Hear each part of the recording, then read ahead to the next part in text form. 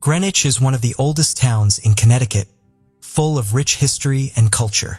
Only a 15-minute train ride to New York City, this coastal town gives you the charming New England feel, as well as the vibrant and exciting city life. The members of Belhaven community were known for their class and power, and no one would have ever suspected that such an affluent society would get their hands tainted behind the barbed golden doors. Social butterfly Martha Elizabeth Moxley was known for her extroverted, fun-loving nature.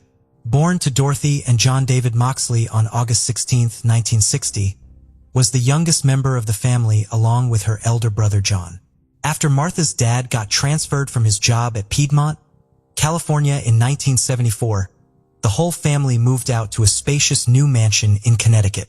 Moving 3,000 miles away from her home into the wealthy suburbs of Belhaven might have been a big change for everyone. But Martha was very adaptable. Within a very short span of time, she made quite a few friends, and classmates were often drawn towards her vivacious personality and self-confidence. Within the short 9 months in town, she was already voted out the most popular girl at Western Junior High School. Martha's swift gain of popularity also got her famous with the boys. Martha was a person who had everything in the world going for her. She was known to be friendly, athletic, and talented in the arts. Everything seemed to come very easily to Martha. Her brother John recalled in an interview, "She was very easy to get along with, upbeat, friendly, the kind of kid you'd like to be around." Despite her raging popularity, Martha was described to be a family-oriented person. She would often spend her time around the house making sketches or playing with Tiger, her cat. But just like any other teenage kid, she too had a wilder side. In the summer of 1975, Martha would spend most of her days at the Belhaven Club playing tennis or just idly swimming.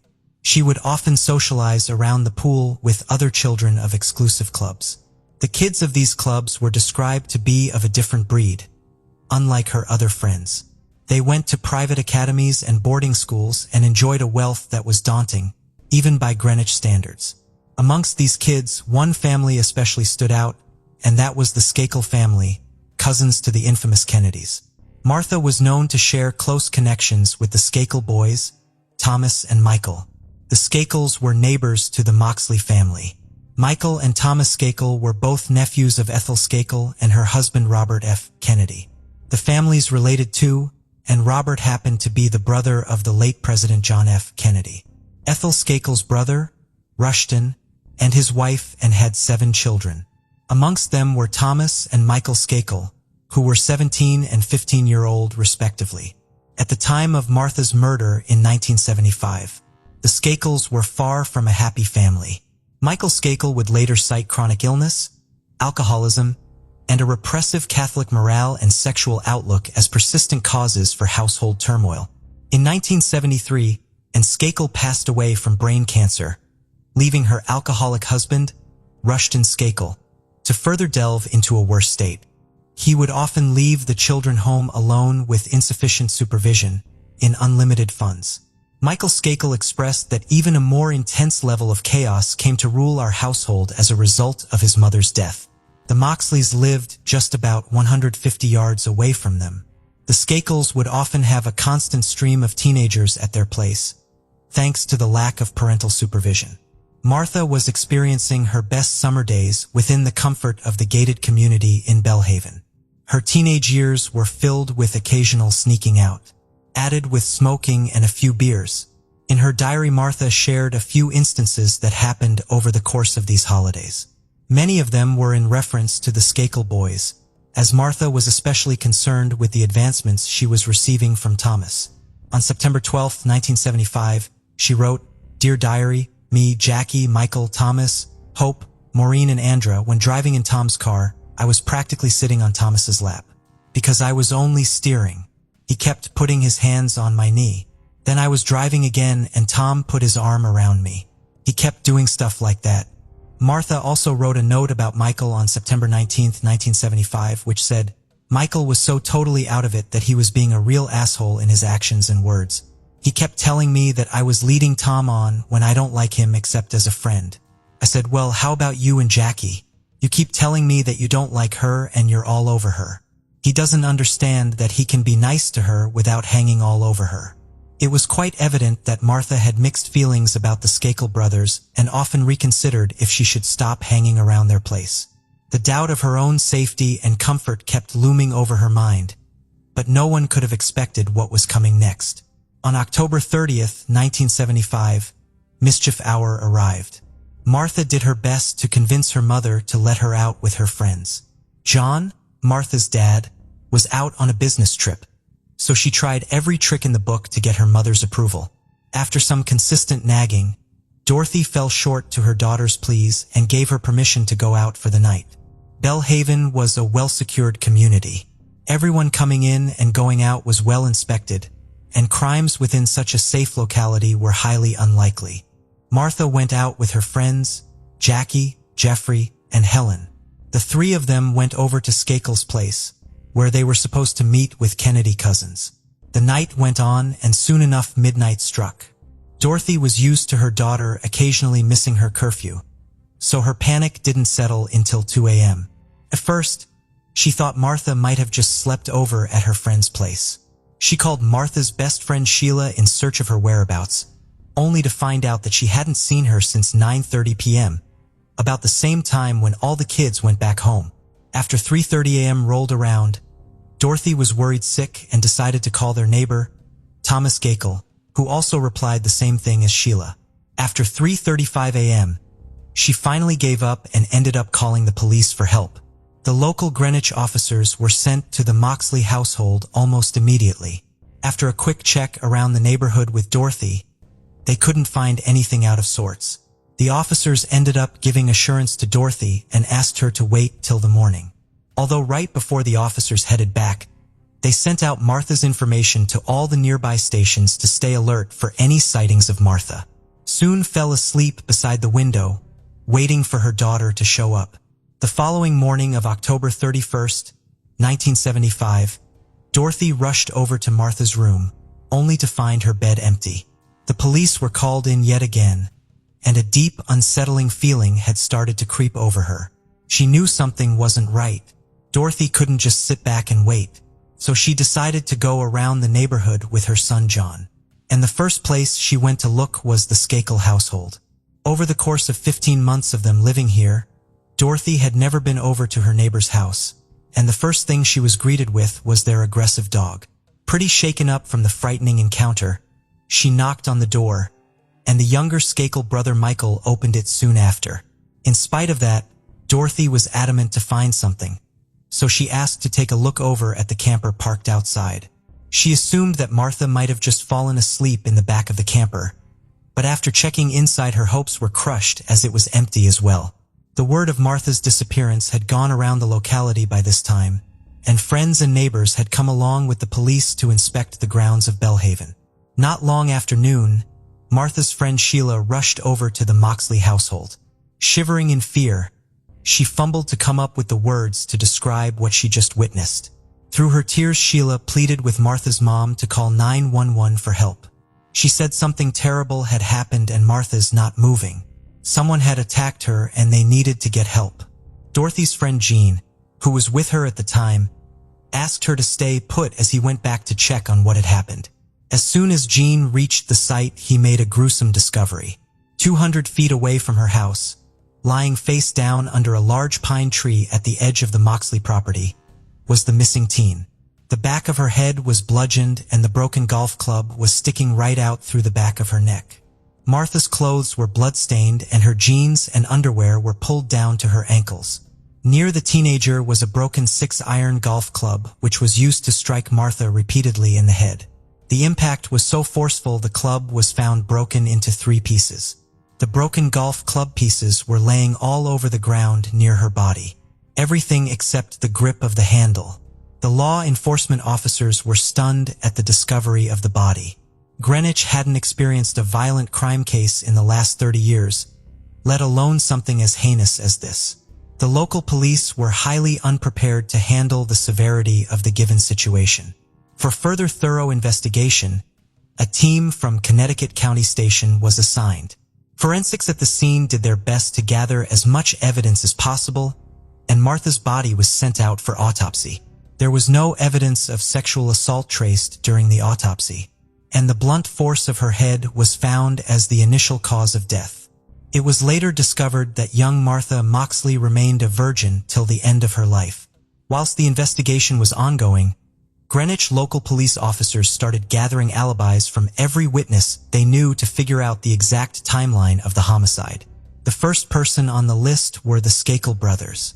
The police interrogated both the boys on the same day, and they presented their respective alibis for the time of the murder. When questioned, Thomas Skakel told detectives that he last saw Martha around 9:30 p.m. outside his house. He said after he bid goodbye to her, he went straight inside, where he joined the family's new live-in tutor, Kenneth Littleton, to watch The French Connection. Thomas soon after went back to his room, later to work on a school report on Abraham Lincoln. His teachers, however, denied they had ever given such an assignment. Thomas was eventually given 2 polygraph tests. The results to the first one remained inconclusive, but Thomas passed the second one. Michael Skakel told detectives that he had left his house around 9:15 p.m. and drove to his cousin Jimmy Turin's house, returning around 11 p.m. The police immediately felt a bit doubtful towards Michael's statement, but didn't have any hard proof to pin him as a suspect to the case.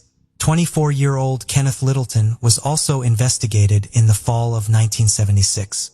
He told police he heard noises outside the house, sometime between 9:30 and 10 p.m. Before he stepped out, Littleton said he checked up on all the 7 Skakel children, and Michael, along with his older brother Thomas and 2 other Skakel boys, were not at home during that time. According to reports by Detective Salomon, his story was that he heard some noises coming from the bushes on the property, leaves rustling, but he claimed he did not see anything at the time he was out. Littleton further added that he didn't see Thomas until 10:25, when Thomas joined him in front of the TV. The other Skakel boys came home within a half hour.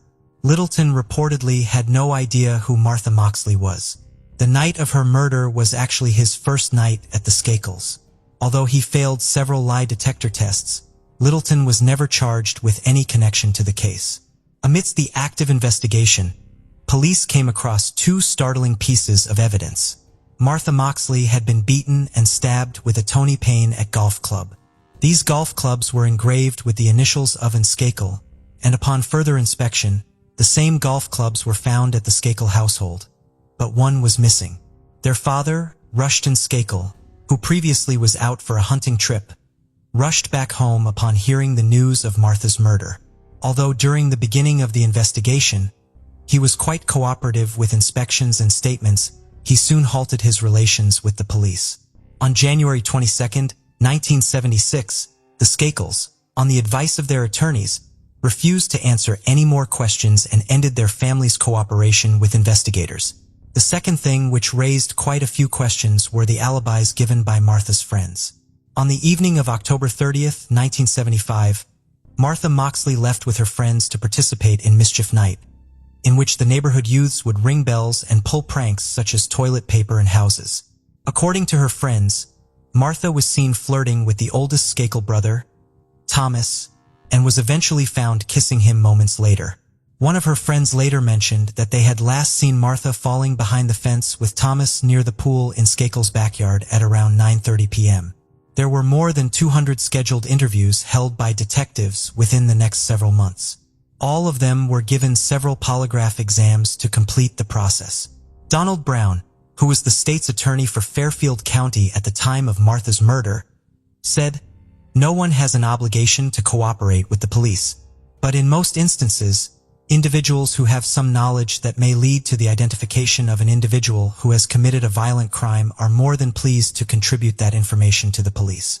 So it's most unusual when an individual possessing information decides that he does not want to give that information to investigators."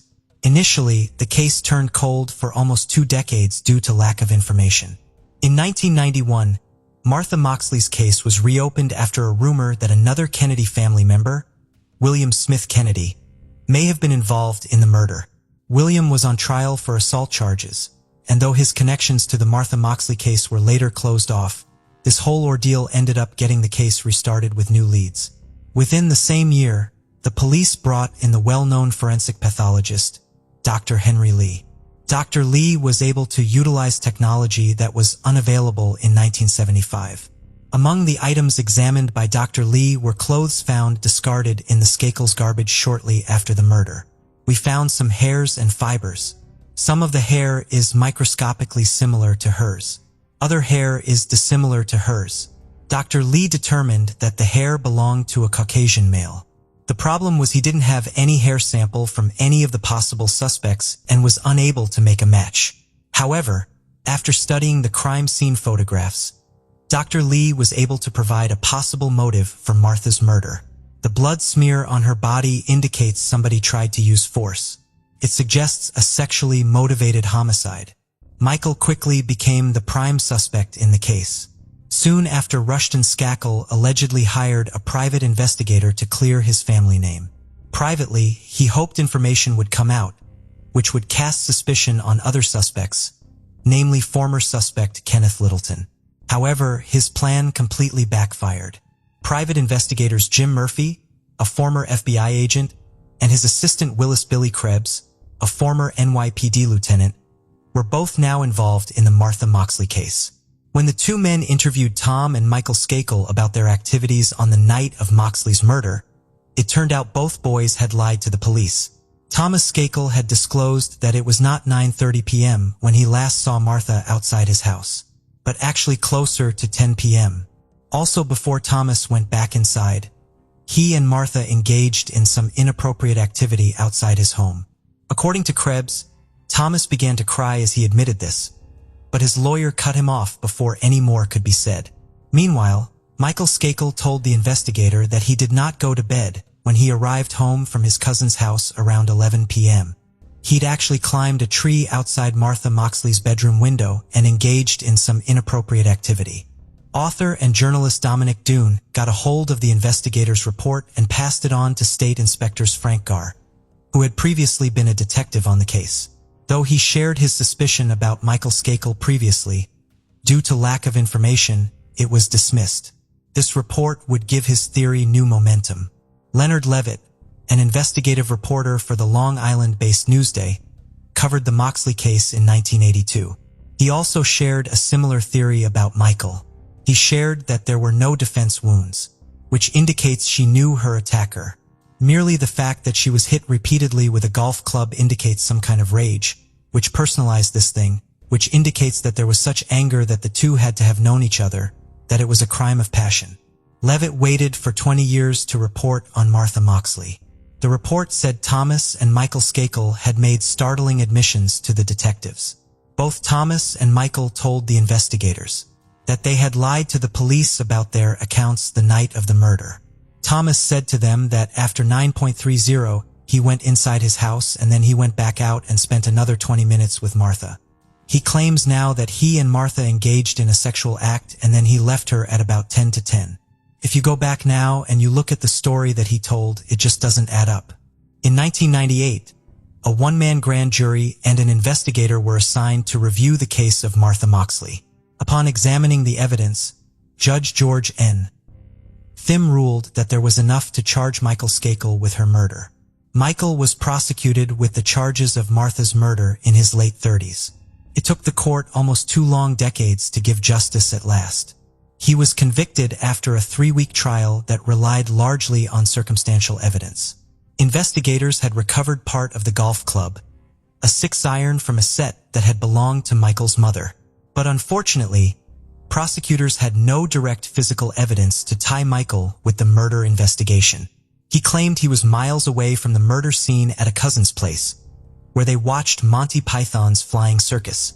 Even so, jurors later said they were convinced by the incriminating statements he had made, as well as his erratic behavior. Several former classmates of Skakel's later testified for the trial. Apparently, when Michael was in Elon School, a specialty school aimed at rehabilitating troubled youths, he had even confessed to them about Martha's murder. One former schoolmate, Gregory Coleman, testified in the pretrial hearing in June 2000 that Skakel told him that "I'm going to get away with murder. I am a Kennedy."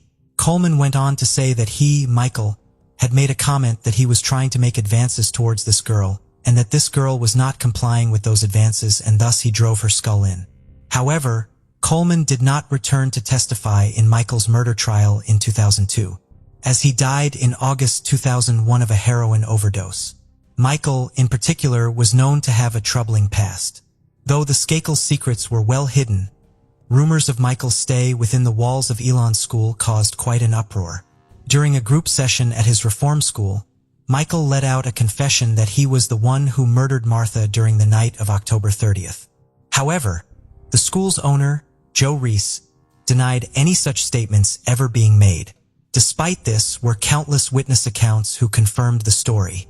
During the Skakel trial, 2 of Michael's former classmates from Elon School came forward as witnesses. One of them was John D. Higgins.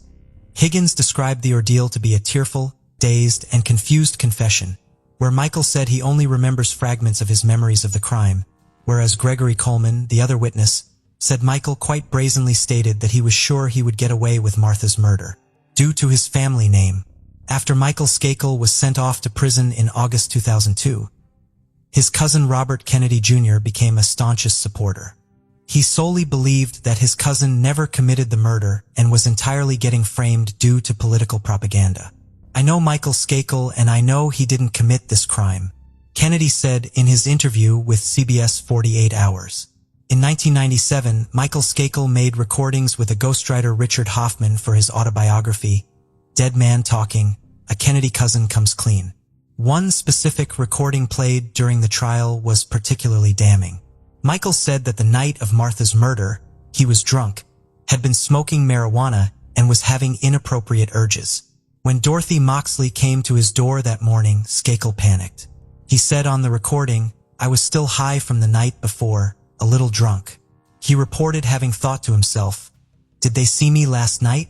Michael claimed he was worried that anyone from the Moxley household might catch him in the act. He said that he engaged in some inappropriate acts while he was on their tree, but prosecutors argued that Michael was actually referring to being seen beating Martha with a golf club. The counter-argument from Michael's defense was that there was no physical evidence to convict him and that he had an alibi for the time frame in which Martha was murdered. Nonetheless, the prosecution used the trial to paint Michael as a jealous teen. They claim Michael was infuriated by being rejected by his crush. While he was under the influence of drugs and alcohol and with access to the murder weapon, he ended up acting on his thoughts. On June 7, 2002, the jury came back with a guilty verdict. Skakel was sentenced to 20 years to life in prison. The jury and state superior court announced their verdict just after 10:30 a.m., shortly after starting its 4th day of deliberations. Rushed and Skakel appeared almost stunned. As the foreman pronounced the verdict in the packed silent courtroom, the public rejoiced at the justice given. It was one of the most complicated and tragic cases in the Northeast, surrounded by a swirl of wealth and celebrity. The 27 years of hell finally ended for the Moxley family. Outside the courthouse, Mrs. Moxley faced a huge mass of reporters and television crews. Through tears, Mrs. Moxley said she had prayed before court. "My prayer started out, 'Dear Lord,' again today like I have been doing for 27 years. I'm praying that I can find justice for Martha. You know, this whole thing was about Martha." She added, "This is Martha's day. This is truly Martha's day." While Michael was in prison, his lawyers and supporters fought for his conviction to be overturned. For appeals were filed, all of which were denied. Then, on October 23, 2013, Michael was granted a new trial on the basis that his defense attorney Mickey Sherman provided him with constitutionally deficient representation. As a result, Skakel was released on $1.2 million bail on November 21, 2013. Prosecutors fought their best to get Skakel's conviction reinstated. They succeeded years later in December 2016. Connecticut Supreme Court finally ruled over a 4-3 decision, which said his representation was in fact valid. But the case didn't close there. In May 2018, the court reversed its ruling with yet another 4-3 decision, concluding that Michael's representative Mickey Sherman failed to provide evidence of Michael's alibi during the original trial. Prosecutors still have the option to retry Michael, but will certainly have difficulty doing so due to deceased witnesses and other problems. Michael's legal team in an issued statement praised the court's decision, saying that it had done the right thing. The lawyers also said that Michael, who maintains that he is innocent, has been unjustly imprisoned. The Moxleys, however, remain certain of Michael's guilt. "There's no doubt in my mind that he did it," Dorothy said. John Moxley, her 59-year-old son, said that the jury's verdict in the 2002 trial, which they reached after hearing the evidence against Michael Skakel, continued to give him reassurance. "There's a comfort level on our part that we know what happened," he said. Michael Skakel is now 55 and lives with his aunt in Westchester County, New York. He spends his day taking care of his 15-year-old son, George, and doing his best to move on from the trauma of his past conviction and imprisonment. He's legally bound to ask for court's permission to travel outside Connecticut or New York. "I'd like to put this nightmare behind me so I can begin to have some semblance of a life with George, without all of this hanging over my head," he said in the email. "I lost 11 and a half years of my life. I miss George's childhood altogether. I know I will never get those years back, but I feel lucky to spend time with George now." The death of Martha Moxley was a recurring nightmare for the Greenwich community and her family and friends, which lasted over 40 long years. While many still believe in favor of the court's justice, that the verdict against Michael was fabricated. But in the end, a mother lost her daughter, and the state of Connecticut failed to get proper justice for Martha's death. Many believe Michael walked away as a free man due to his connections and wealth. Martha's father, John David Moxley, died in 1988 fighting for his daughter's justice. The Kennedy family continues to gain fame from the Martha Moxley case even now. Robert F. Kennedy Jr., who wrote a book entitled Frame, Why Michael Skakel Spent Over a Decade in Prison for a Murder He Didn't Commit in 2016.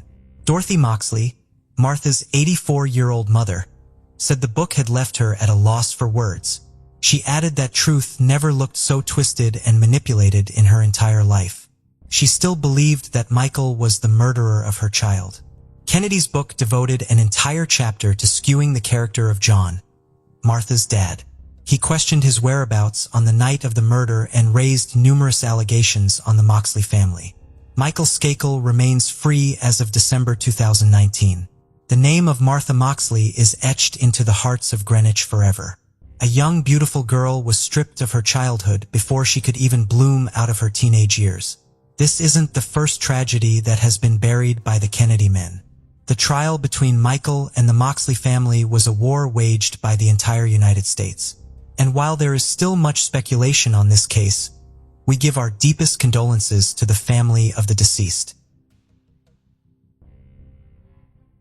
Saugus, situated in Essex County, Massachusetts, is a charming town nestled within the vibrant Greater Boston area. This historic gem, known for its rich heritage, Saugus boasts a tapestry of historic landmarks, exceptional public services, and a thriving local business community. Although Saugus offers both its residents and visitors a warm and welcoming community with a crime rate that aligns with the national average, the town isn't safe from all the dangers. This takes us back to a night in 1992 when 27-year-old Susan Taraskiewicz wandered into the dark and never returned home. Susan Taraskiewicz, affectionately known as Sue, was born on February 13, 1965, to her parents Ron and Marlene Taraskiewicz. Her childhood unfolded in Saugus, Massachusetts, where she shared her formative years with her brother, Ronald, and her sister, Deborah. Throughout her high school days, Sue was both creative and authentic. She enjoyed roller skating, running track, and making art. With the remarkable talents and intelligence Sue possessed, her teachers described her as a gifted person. She had a kind and giving nature, always wanting to help others, and was seen as a good-hearted person with a warm smile. Her friends and family described her as feisty, yet warm and compassionate. She was a quiet and kind student who loved a Snoopy character from Charles Schulz's wildly famous comic strip called Peanuts. There was also a time when Sue was an inspiring cartoonist, and even traveled to San Francisco to meet Charles Schulz in person. Upon her graduation from Saugus High School in 1983, continued her educational journey, enrolling at Salem State College, North Shore Community College, and later the Massachusetts College of Art and Design. Sue's life was marked by her creativity, kindness, and a determination to follow her dreams. Sue ultimately landed a job with an airlines company in 1989. Sue made history by becoming the second woman to join Northwest Airlines as a ground services employee on the ramp at Logan Airport in Boston. Working in a male-dominated airline industry, Sue faced numerous challenges, as she was often subjected to harsh treatment by her coworkers. But she was fearless when it came to displaying her capabilities and standing her ground. Her responsibilities included loading and unloading baggage and de-icing planes. Despite the occasional hectic nature of her job, Susan rarely had any complaints. During Sue's time at Northwest Airlines, she went from cleaning jet interiors to achieving yet another milestone in her career in 1992. Sue's determination and loyalty towards her work didn't go unnoticed, and she was handed the role of baggage supervisor, which made her the first woman ever to hold the position for Northwest Airlines at Logan Airport. With the barrier she broke within the airline industry, Sue's professional journey paved the way for many young women to follow their dreams. Although Sue liked working at the airport, she often found herself dreaming about becoming a firefighter someday. And soon, Sue's career path took an unexpected turn when she took the firefighter placement exam and excelled at it. She secured the 8th position on the reserve list for the Swampscott Fire Department and was hoping to join the force soon. Sue was clearly not afraid by the idea of entering other male-dominated industries. She was a career-driven woman, and she was not going to let anything stop her. Sadly, before Sue could hear back from the Swampscott Fire Department, something awful happened. Although Sue lived with her parents, her hectic work schedule often kept her busy at the airport. A lot of times Sue would work overnight and weekend shifts, which frequently took her away from her home, making her miss out on the time she would get to spend with her family. Marlene, Sue's mother, recalled that there were days when she and Sue would hardly get to see each other. Their interactions had been limited to brief passing moments. Marlene would only know that Sue was home when she noticed her work uniform left in a heap of laundry just outside her bedroom door. It was Saturday on September 12, 1992, and Sue had been scheduled to work another night shift which began at 11 p.m. and would end by 7 a.m. the next day. It was one of the busiest shifts, and Sue knew that it was going to be a long night. Although having worked for Northwest Airlines for more than 3 years, Sue had learned her way around these kind of shifts. She knew which hours would be less packed and which ones would not even let her breathe. While working her shift around 1 a.m. on September 13th, 1992, Sue offered to fetch some sandwiches for her crew members. She drove her sky blue Toyota Tercel off the airport grounds and headed towards her go-to restaurant in Revere. Hours went by, but Sue never returned. Back at home that same morning, when Marlene didn't see Sue's uniform in the laundry heap, she didn't pay much attention to it. Since Sue worked overtime in the past, Marlene thought that Sue probably got caught up with and would return later. The next day, on Monday, September 14, 1992, Marlene noticed that Sue still wasn't home and the laundry pile was empty. It was unlike Sue to not come home for 2 days in a row without informing her family. That was when Marlene grew concerned and called the airport to check if Sue was okay. To her surprise, Marlene found out that Sue had never shown up for work on Monday, September 14, 1992.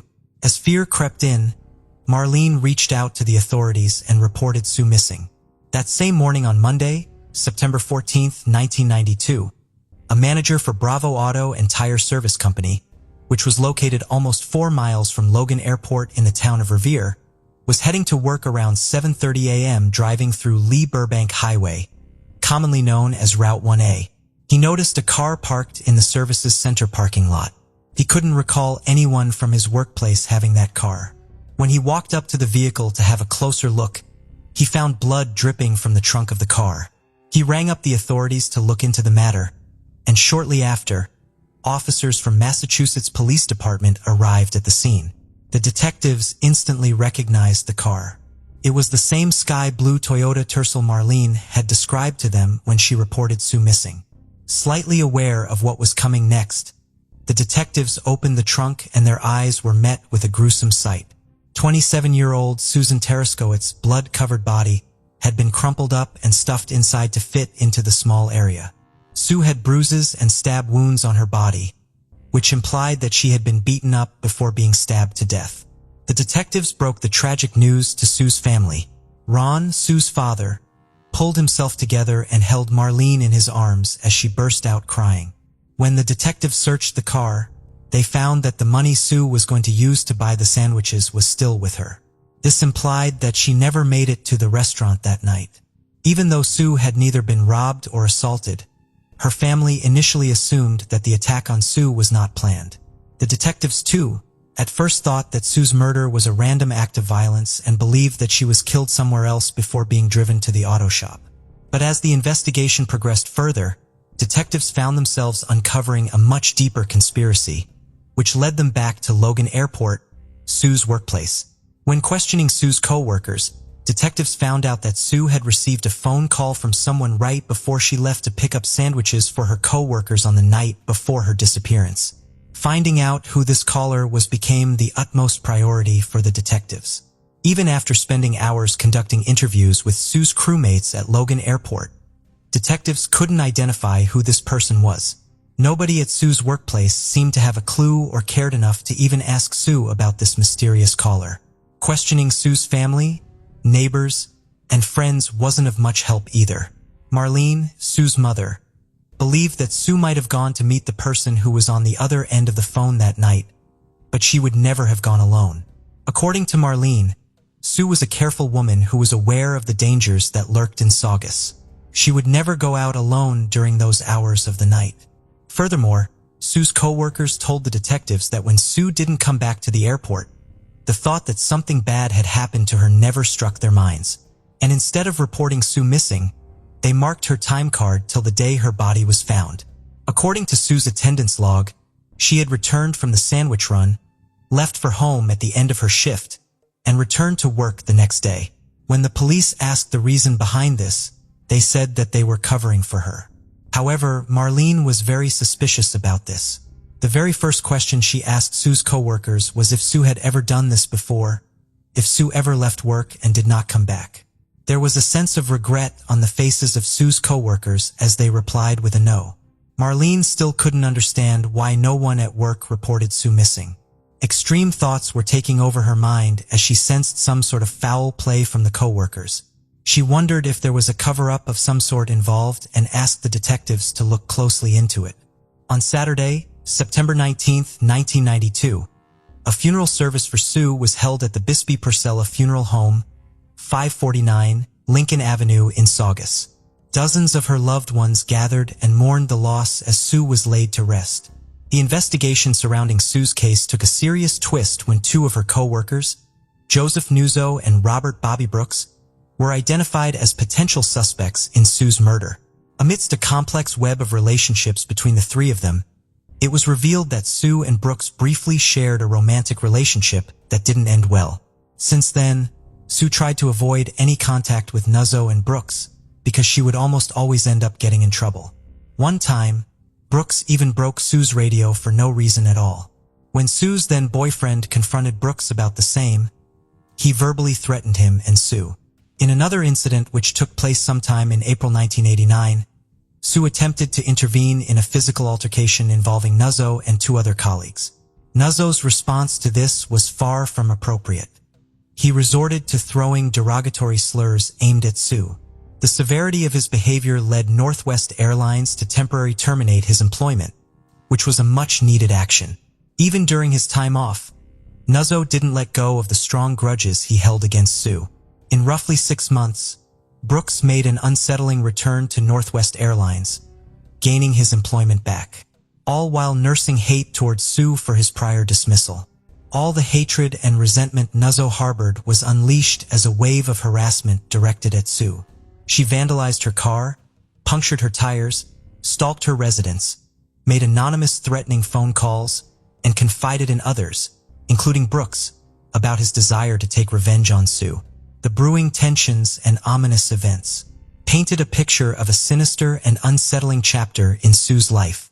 Now that the detectives had figured out what went down between Sue, Brooks, and Nuzzo, they were determined to find out more about the two men.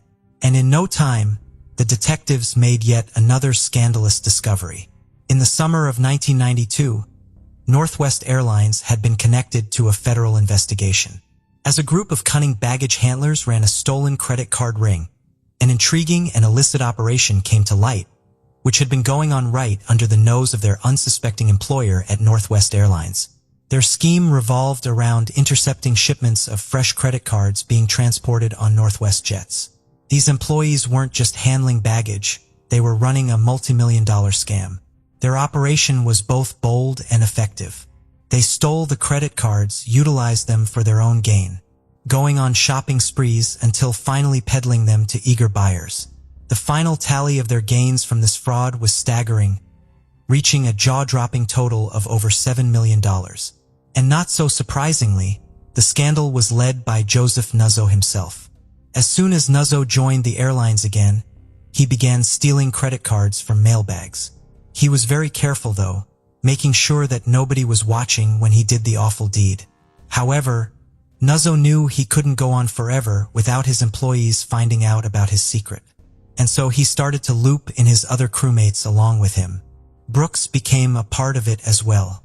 By August 1992, credit card companies started asking questions, and Nuzzo and his gang could feel the noose of suspicion tightening around their necks. Later that same month, Nuzzo was fired, along with a few other baggage handlers. Nuzzo was subpoenaed by a grand jury and the case was still being looked into. Detectives investigating Sue's murder were able to link her case to the scam led by Nuzzo because of two major reasons. The first being that Nuzzo believed Sue had ratted him out to the authorities. Nuzzo didn't shy away from expressing his anger towards Sue, even though she claimed that she didn't have a clue about the fraud that had been going on. Nuzzo harassed her and warned her that if she testified against him in court, she would face severe consequences. However, the detectives' suspicions grew stronger when they learned that just 1 week after Nuzzo was fired because of the whole incident, Sue was found murdered. Even though Nuzzo denied having anything to do with Sue's murder, he was now a potential suspect in the case. But the detectives were unable to uncover any evidence that could strongly link Nuzzo to Sue's murder. With no new evidence or any potential leads, the investigation into Sue's homicide lost pace and the case eventually went cold. A year passed and there were still no signs of Sue's murderer being found. All her family had was many unanswered questions. There wasn't a day that went by when Marlene didn't think about the question, who could have wanted Sue dead? Marlene left Sue's room untouched just as she had left it. Marlene couldn't gather the strength to walk in, as it would bring back a whirlwind of Sue's memories, eventually making her realize that there weren't going to be any more of those. She tried to do so before, but the pain was too much to bear. But later in 1993, when Christmas was just around the corner, Marlene finally walked into Sue's room for the first time since her murder. She wanted to get something that belonged to Sue and reminded everyone of her, so she could put it by the Christmas tree for the holidays. Upon entering Sue's closet, Marlene's eyes fell upon her daughter's briefcase lying on the floor. She opened it, and amongst the many other things that were inside, she picked out Sue's diary. Unaware of the pain coming her way, she flipped through the diary. Her heart ached as she read the disturbing revelations Sue had penned across pages. In gut-wrenching detail, Sue had described the torture and harassment she had silently endured during her time at Northwest Airlines. These were painful incidents that Sue had never shared with her family. And as the diary bore witness to Sue's suffering, she continued to speak from beyond the grave. Within those pages, Sue had talked about the disturbing graffiti and quotes that her male co-workers had etched in the airport's men's rooms, and even the cargo holds of jets. All of those were directed at and were insulting, demeaning, and extremely malicious in nature. The extent of the cruelty and harassment detailed in Sue's diary left Marlene in complete shock. She was aware of Sue's struggles with her male colleagues, who were resistant to the idea of having a female boss. But the diary entries revealed a much graver situation than she had ever imagined. The situation grew even more distressing when Sue discovered a disturbing illustration on her own locker. The sketch showed a coffin adorned with Sue's name on it. Sue had finally had enough. She refused to suffer in silence anymore and took a stance by filing numerous formal complaints with both Northwest Airlines management and her union, hoping that there would be a better work environment for herself and the other female employees. However, the response from management proved to be deeply disheartening. Instead of addressing the issue, they offered Sue some cold advice, urging her to let it go.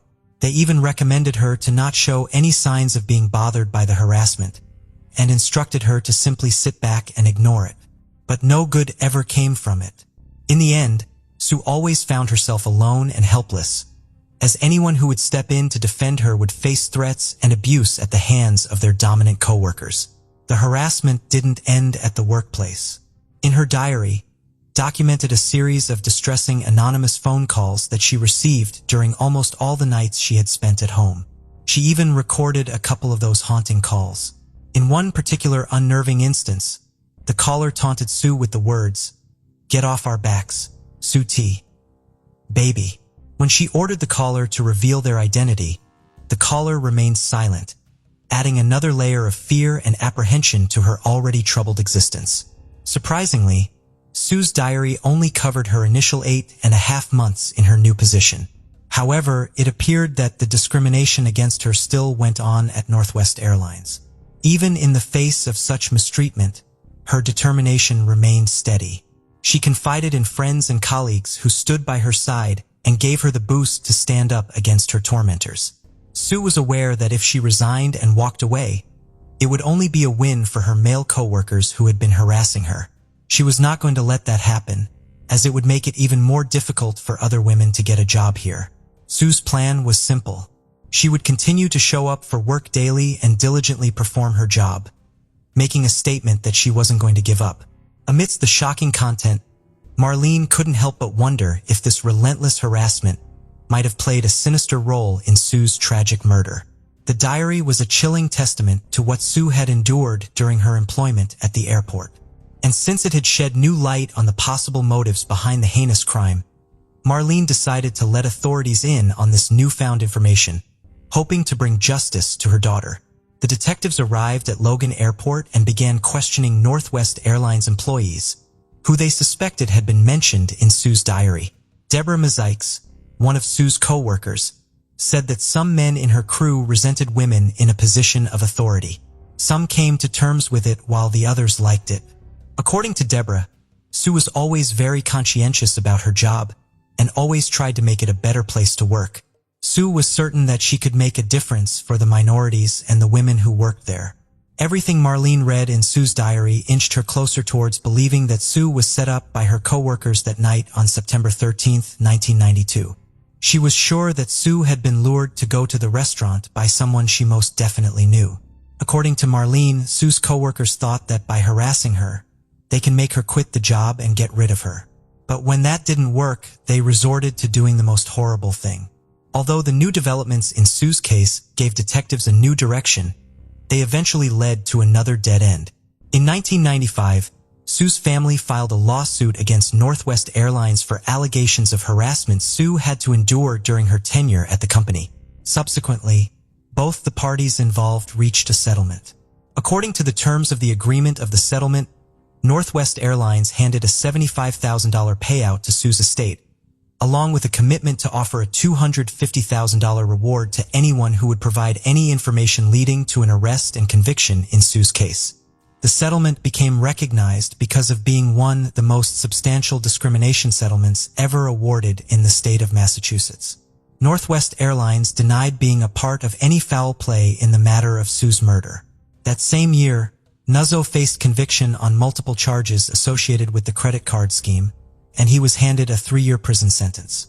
Brooks, on the other hand, opted to cooperate with the police and subsequently pleaded guilty to theft and fraud charges linked to the scheme. He received a 3-year probation sentence. In the course of time, 10 more Northwest employees found themselves indicted and subject to varying sentences in connection with the case. Alongside some of Sue's other co-workers at Northwest, both Nuzzo and Brooks were still considered potential suspects in the homicide. Regrettably, the case went cold, leaving many questions unanswered. Although Sue's father, Ron, passed away in 2011 and Sue's brother, Ronald, passed away in 2007, Marlene still stands strong, fighting every day for her daughter. For many long years, Marlene Tereskiewicz remained committed to keeping her daughter in the public eye, persistently seeking answers. The identity of her daughter's caller still eludes her, a question that has continued to haunt her. Witnessing numerous other cold cases being solved in recent times has ignited a glimmer of hope within her. She is inspired to keep working towards getting justice for her long-gone daughter. It brings closure to the families, she reflected, highlighting that she still doesn't have that much needed closure. With unwavering determination, she conveyed a clear message to the person responsible for her daughter's murder, warning them to remain vigilant at all times. They can't rest easy now, since she will never give up, and one day, eventually, there will be justice. And her last message, issued on Wednesday, September 13th, 2023. Marlene Tereskiewicz extended a heartfelt plea to anyone who had information about Sue's case and asking them to come forward. Her quest for justice and closure for her daughter had endured many difficult years, and now she wouldn't rest until the culprit is behind bars. Marlene is in constant touch with the detectives working on Sue's case and is hopeful that someday she will be able to look her daughter's killers in the eye in court. Marlene recalled that she had shared precious moments with Sue on her 50th birthday. Marlene laughed as she reminisced about the fun night out with her family. Marlene expressed her deep gratitude for the cherished memory. Despite the underlying sadness of the situation, she found solace in the fact that that memory was linked to such a significant day, making it all the more special. On Wednesday, September 13th, 2023, the state police once again stated, they believe that some people knew about Susan Traskowitz's murder, but haven't told the police. They already had some information regarding the case, but they needed more details to be sure. They wanted anyone with information to come forward and have asked the public for help in finding the person or people involved in Sue's murder. While they haven't found any new leads in the case, they were happy that Susan's story was talked about on a podcast called The DAC. This would help keep Sue's case in the talks, and if her killer was listening, it would remind them that justice wasn't far away. Thursday, September 14th, 2023, marked 31 years since 27-year-old Susan Tereskiewicz's body was found in the trunk of her car. The Massachusetts State Police made it clear they were still very committed to finding the person who hurt her. Even though a long time had passed, they were still determined to catch the person responsible.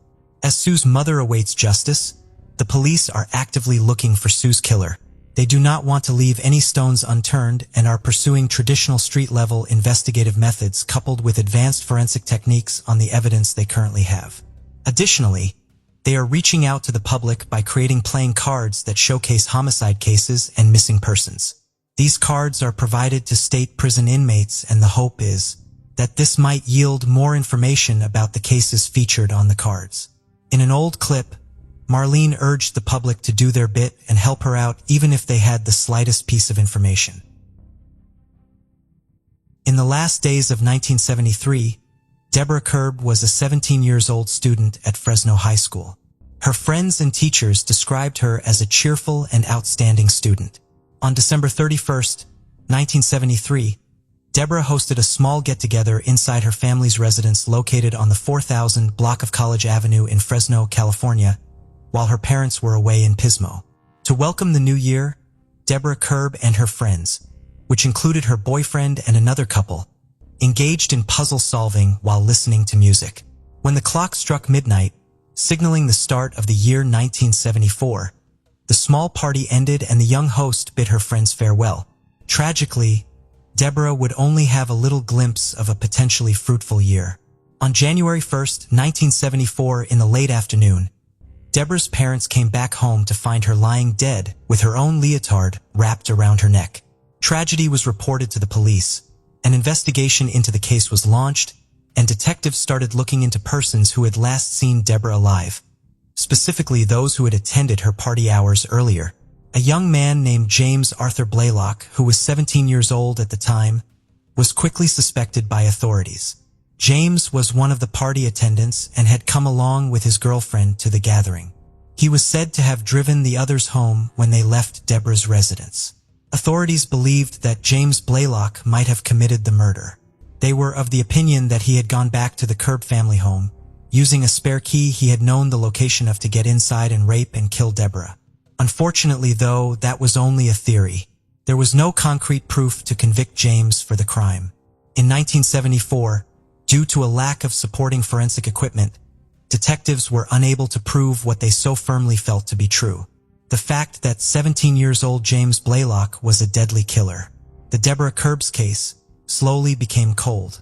Many years later, in 2006, the Fresno County Sheriff's Office reopened the investigation and attempted to run some of the biological evidence collected from the crime scene through recently developed DNA technology. This time, there was a success. James Blaylock's DNA matched the sexual assault kit. To further confirm this, Deborah Curbs' body was also exhumed in 2006 so that a DNA sample from her could be obtained. The samples were then submitted to the Serological Research Institute, a non-profit forensic lab in California that soon confirmed James Blaylock as the culprit investigators have been looking for all these years. James Blaylock, who was incarcerated at the time, was subsequently interviewed by Fresno County Sheriff's detectives Marty Rivera and Jeff Kurtzen. He denied killing Deborah and having sex with her. Blaylock soon changed his account after the detectives confronted him with a DNA match of his semen. He claimed he and Deborah had consensual sex but never killed her. The case was brought by the district attorney's office, but it had to be dropped for lack of supporting evidence. The case went cold again for another 15 years. In December 2021, Sergio Toscano, a current cold case detective and former Fresno County Sheriff's officer, revisited the Deborah Curbs case and asked for a repeat DNA test on the leotard used to strangle Deborah. James Blaylock's DNA results were obtained again. His DNA was confirmed on the sexual assault kit and also appeared on the leotard. After this discovery, in 2023 detectives tried to get in touch with James Blaylock, but they soon learned that he had died in the hospital in 2022. He was 66 years old at the time. Blaylock had a significant criminal history over the course of his lifetime, which included violent crimes and becoming a registered sex offender. The quiet Ohio town of Boardman was rocked by a horrifying crime early on April 4, 1972. In the Boardman Plaza neighborhood of Youngstown, Ohio, the body of a 12-year-old boy named Brad Bellino was discovered thrown in the trash can behind a dairy store. The idea that their community could experience such a tragedy astounded the locals. Since Brad had vanished on the evening of March 31, 1972, it was clear that he had met a terrible end. Who could have done this to an innocent child and why? This was the one question that was on everyone's mind as the authorities tried to make sense of the situation. Located in Ohio's Mahoning County, Boardman is a thriving community. With a populace exceeding 40,000, it holds the position of the second largest municipality within the Youngstown-Warren metropolitan area. Boardman is a center of business activity, home to a variety of eateries, retail establishments, and companies serving the local populace. The township, which dates back to the early 1800s, is home to a number of interesting landmarks, including the Southern Park Mall and Boardman Park. Based on statistical data, the crime rate in Boardman is 2.23 per 1,000 residents over the course of a typical year. It is in this city that our story today took place. Bradley Bellino, son of Joseph and Elisa Bellino, was born on April 7, 1959. He was the fourth kid they had.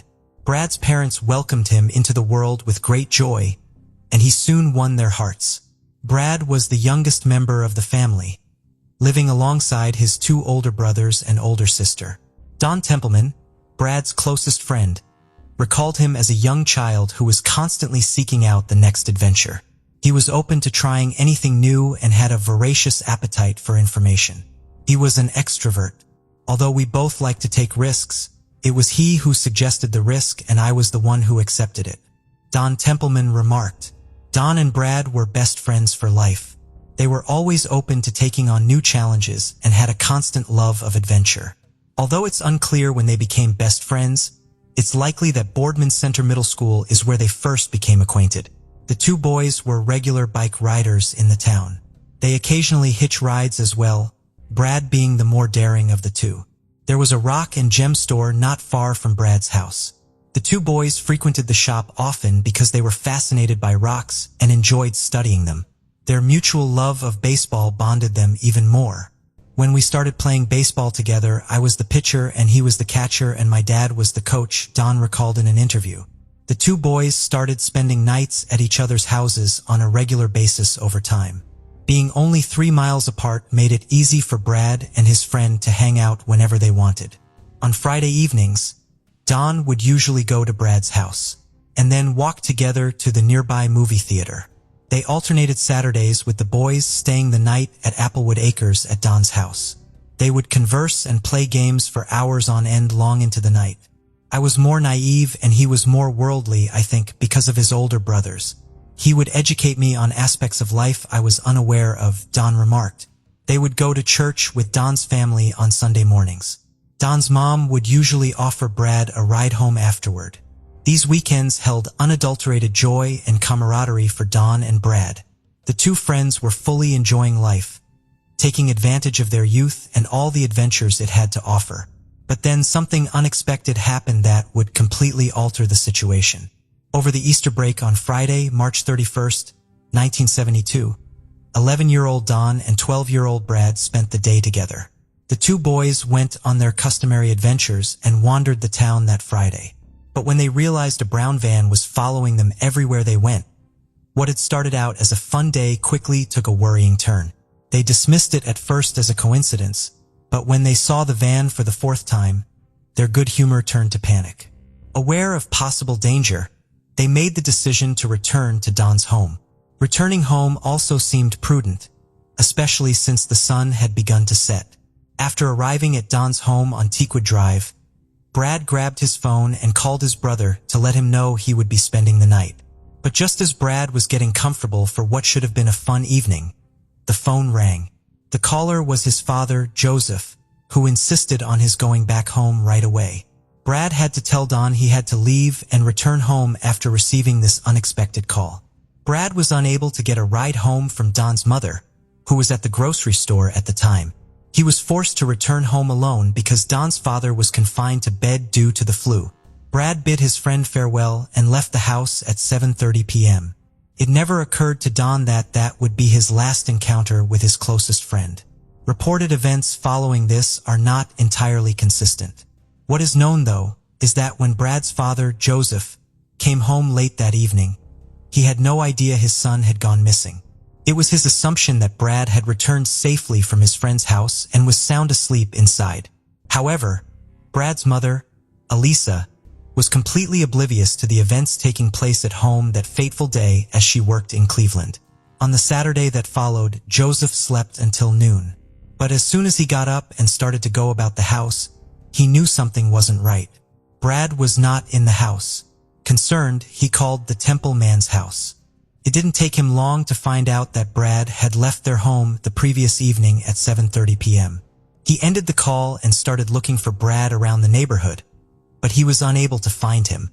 He reported his son missing to the Boardman Police Department out of desperation. Concern was raised when word of Brad's disappearance quickly spread throughout the small town. Local newspapers joined the search after the news eventually attracted the attention of the media. In the hopes that someone would recognize the missing boy, they published a thorough description of him. According to the description, Brad weighed 80 pounds and was 48 inches tall. His short blonde hair fell just below his ears and his blue eyes were his most striking features. He was wearing blue jeans, a blue ski jacket and white tennis shoes with black stripes when he vanished. Tony D. Appolito, Brad's first cousin and a Youngstown police officer at the time, joined the search efforts in Boardman after hearing of Brad's disappearance. He was reported missing and we took to the streets, Tony said. In spite of the community's and the police's best efforts, Brad appeared to have simply disappeared. His absence created a deep hole in the hearts of his friends and family.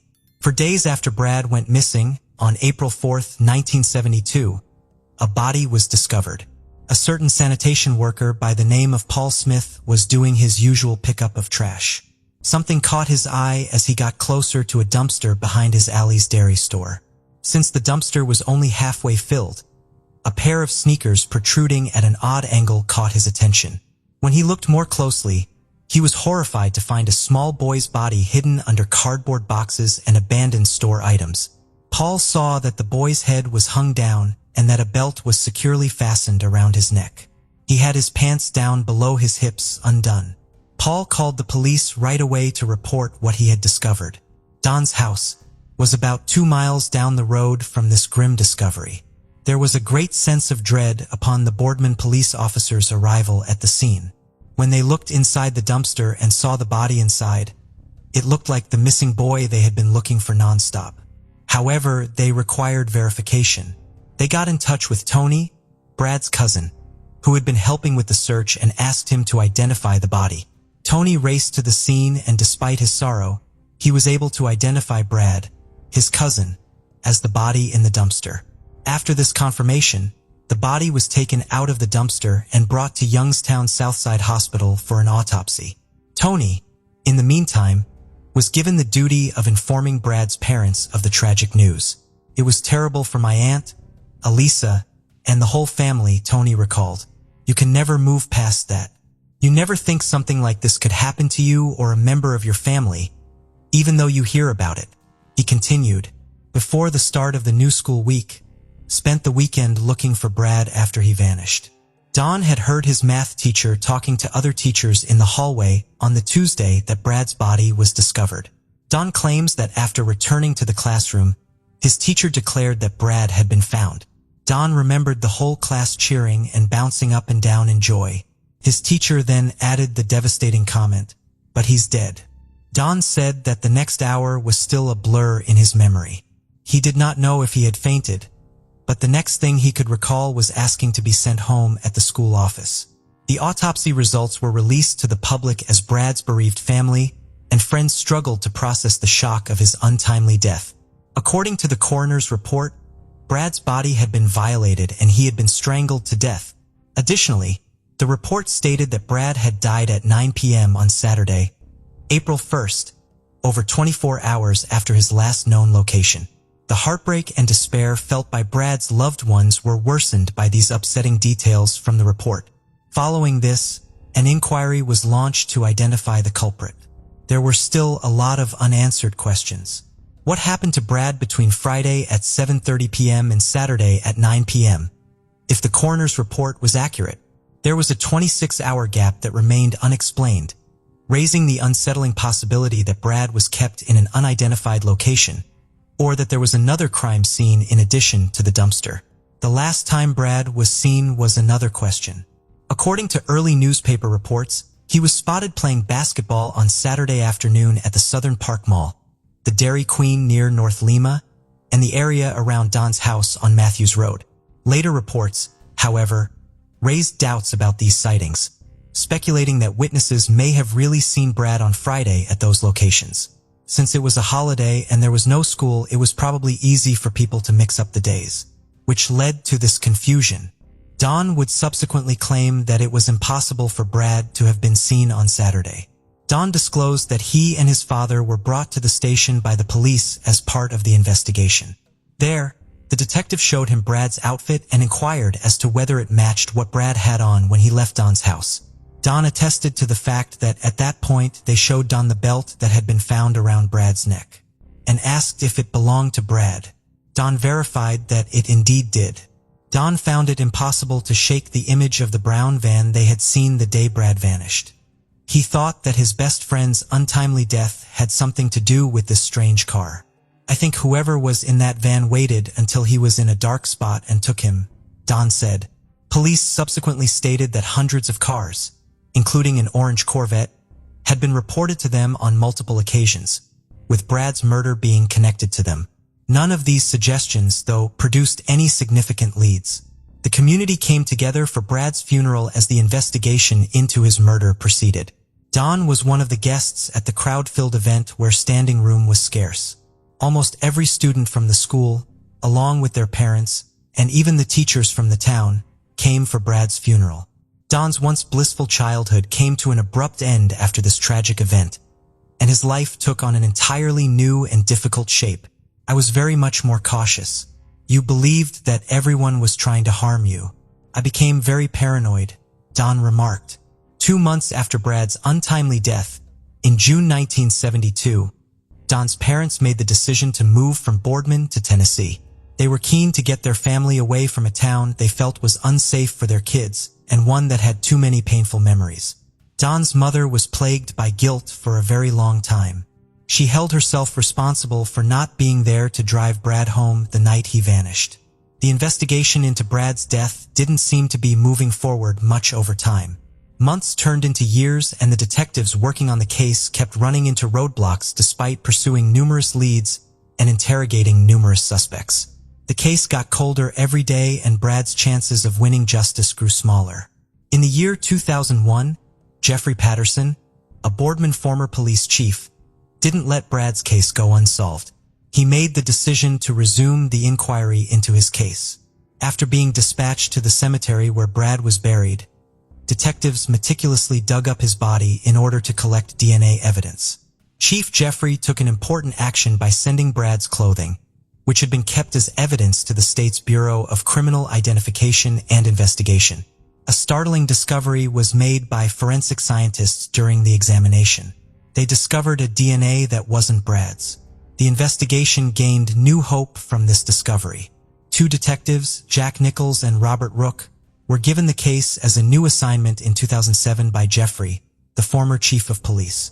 Nichols was only 14 years old when the terrible event happened back in 1972, and he had grown up in the same neighborhood where Brad went missing.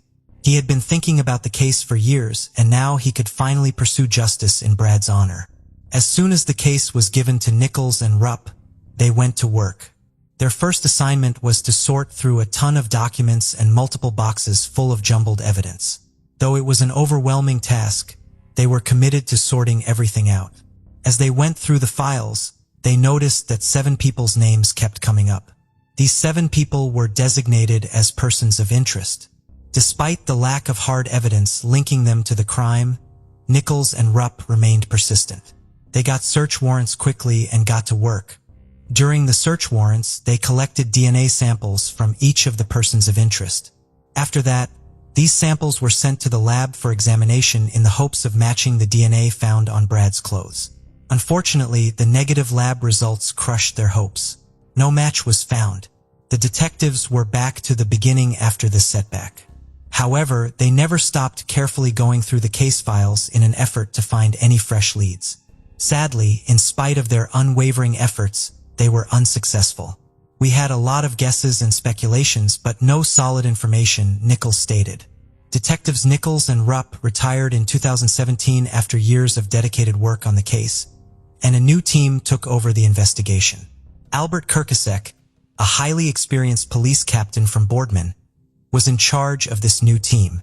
In 2018, in order to help analyze the DNA found on Brad's clothing, Boardman police detectives turned to Parabon Nanolabs, a Virginia-based DNA technology company. As technology advanced, it opened up new possibilities for solving cases like Brad's. According to the criminal profile Parabon gave the Boardman police, they were probably looking for a man of European descent with fair or very fair skin, freckles, brown or hazel eyes, and black or brown hair. The list of possible suspects was then reduced by Parabon using familial DNA to identify a group of people who had similar family histories or physical traits. Detectives collected DNA samples from individuals identified by Parabon as potentially having familial ties to the unidentified suspect over the course of the next 4 years. They worked non-stop. They were able to narrow down their search to certain branches of the extended family tree and rule out others thanks to the results of those DNA tests. In the end, with the help of a DNA test, they narrowed in on a man known as Joseph Norman Hill. Investigators searched far and wide for Hill's relatives in order to collect DNA samples for analysis. In the end, the finding showed a 98.2% chance that the DNA on Brad's clothes belonged to Hill. At last, the investigators had solved the case and found the guilty party. But there was a major setback. The man identified by DNA testing, Joseph Norman Hill, was no longer alive. He was 79 years old when he lost his fight with cancer in 2019. And to make matters more difficult, his body had been cremated. Detectives were unable to confirm his involvement with additional tests on his remains due to this regrettable turn of events. There was little easily accessible information about Joseph Norman Hill's life when the investigators dug into his life. Their investigation was limited by the fact that his wife had died in 1993 and he had few family ties. But their investigation found that Hill, who lived on Shady Side Drive in Boardman, was 32 years old at the time of Brad's murder. He moved to California in 1978 for work-related reasons while working as a truck driver for a company that sold bottled water. There was no known connection between Brad's family and Hill. Hill's sole run-in with the law dates back to his conviction in 1986 for soliciting inappropriate behavior and disorderly conduct in Los Angeles. It took a total of slightly more than $29,000 to solve Brad's case after years of searching for DNA evidence. Nevertheless, the boy's family was able to find closure, so it was worth the expense. Authorities eventually came to the conclusion that they would have felt very confident in front of a grand jury in the event that Hill had been alive, and this would have led to an indictment, according to Boardman Police Chief Todd Worth, who made this announcement during a press conference on January 24, 2023. Brad's family had decided not to issue any public statements. In order to process the new information and carry on with their healing process, they asked for privacy. They were going through a difficult time, and the last thing they needed was media attention. However, the tale is not over yet. Hill was shockingly connected in June 2023 to the 1975 death of another young boy. A mile or so from the Belano home, 13-year-old David Evans, a Boardman resident as well, vanished 3 years after Brad was kidnapped and killed. Evans' father notified the police that he had been absent for the majority of the evening, and at midnight on January 18, 1975, Evans was listed as missing. Evans, who had been absent for over 6 hours, had diabetes. Sadly, for days later, he was found dead and frozen on his back in the backyard of a house on Crestline Place in Boardman. According to the autopsy, Evans had a puncture wound on his lower back and fractures to his left forearm bones. These wounds had been caused following his passing. The report also mentioned several abrasions on his upper back and face. A profile found on Evans's underwear matched Hill's DNA after multiple DNA tests were done on his clothing, which were preserved by the police, proving his connection to this second murder. The fact that Brad's murder and Evans's murder have been solved after more than 50 years demonstrates the commitment and tenacity of law enforcement personnel, as well as the remarkable developments in DNA technology. Even though the offender will never face justice in a court of law, the community and the families of the victims benefit greatly from knowing who he is. In June 1980, Holly and Campelia, a native of New Jersey, vanished following a period of poor mental health. Holly had been battling with mental issues since high school, but she became increasingly erratic when she got to college. One fateful day on her way to a counseling appointment, she jumped out of her mother's car and was never seen again. All her family knew at the time was that she hitchhiked to Sacramento. After sending her family one letter, Holly stopped contacting them. Immediately after her disappearance, her parents, Augustine and Sally Campilia, reported her missing. But unknowingly to them, her name was accidentally removed from the National Missing Persons Database. Meanwhile, in August 1980, the body of a 21-year-old woman was discovered in a cornfield off Seavers Road in Dixon, not far from the location of the current Pedrick Produce Market. She was dressed in a green wool sweater despite the summer heat and had been shot in the head numerous times. Detectives at the time had no idea that the woman's name had unintentionally been erased from the National Missing People database just 2 weeks prior. The victim and her murderer could not be identified, and so she was dubbed Dixon Jane Doe for 12 years. In 1992, when Augustine and Sally Campilia got to know that their daughter Holly and Campilia had accidentally dropped from the missing persons database used by law enforcement, they contacted the officials to re-add her name into the database. 5 weeks later, the Campillas were informed by Solano County detectives that they had a match. Holly Ann was their Dixon Jane Doe. This was heartbreaking news for Holly's family. In an interview, her mother Sally sadly said, "I just kept hoping she would show up one day with grandchildren. But with each year, I'd lose a little hope." Even though Holly Ann could now be laid to rest properly, neither her family nor the police knew what had happened to her. The investigation was abandoned until 2021, when Holly Ann's relatives contacted the police to inquire about the possibility of using modern forensic methods to identify Holly Ann's killer. Investigators got to work, and a male's DNA was found after evidence samples of the crime scene were sent for testing. In 2023, Investigators from the Solano County Sheriff's Office declared that they think the DNA belongs to Herman Lee Hobbs, who is currently 76 years old and serving a sentence at a prison in Chowchilla. According to research, Herman Lee Hobbs had been a violent criminal throughout his adult life. In 1969, when he was 22 years old, he was accused of carrying out more than a dozen armed robberies across the Sacramento region. Hobbs admitted to being the serial robber and consented to plead guilty after leading police on a wild car chase. However, when it was time for his sentence, the 6'5" mechanic attempted to flee the courthouse and had to be tackled and subdued by a CHP officer. Herman Lee Hobbs' time behind bars for armed robbery was brief. He was back on the streets by 1975. He relocated to Rio Linda, a street away from Terry Pata, a 13-year-old junior high school student. One day in January 1975, Terry Pata was sent home from school early due to her having nausea and a headache. She, however, never made it home. 9 days later, her body was discovered nearby, placed inside a drain pipe. She had been raped and fatally stabbed. At the time, no suspect was ever found. Years of sexual assault by Herman Lee Hobbs weren't made public until 2000. He was convicted of raping a 15-year-old girl in Yuba County that year. When Hobbs was taken into prison, his niece and daughter came forward to express concerns that he might be responsible for the deaths of numerous children. This tip led investigators to Terry Pata's long-suppressed murder.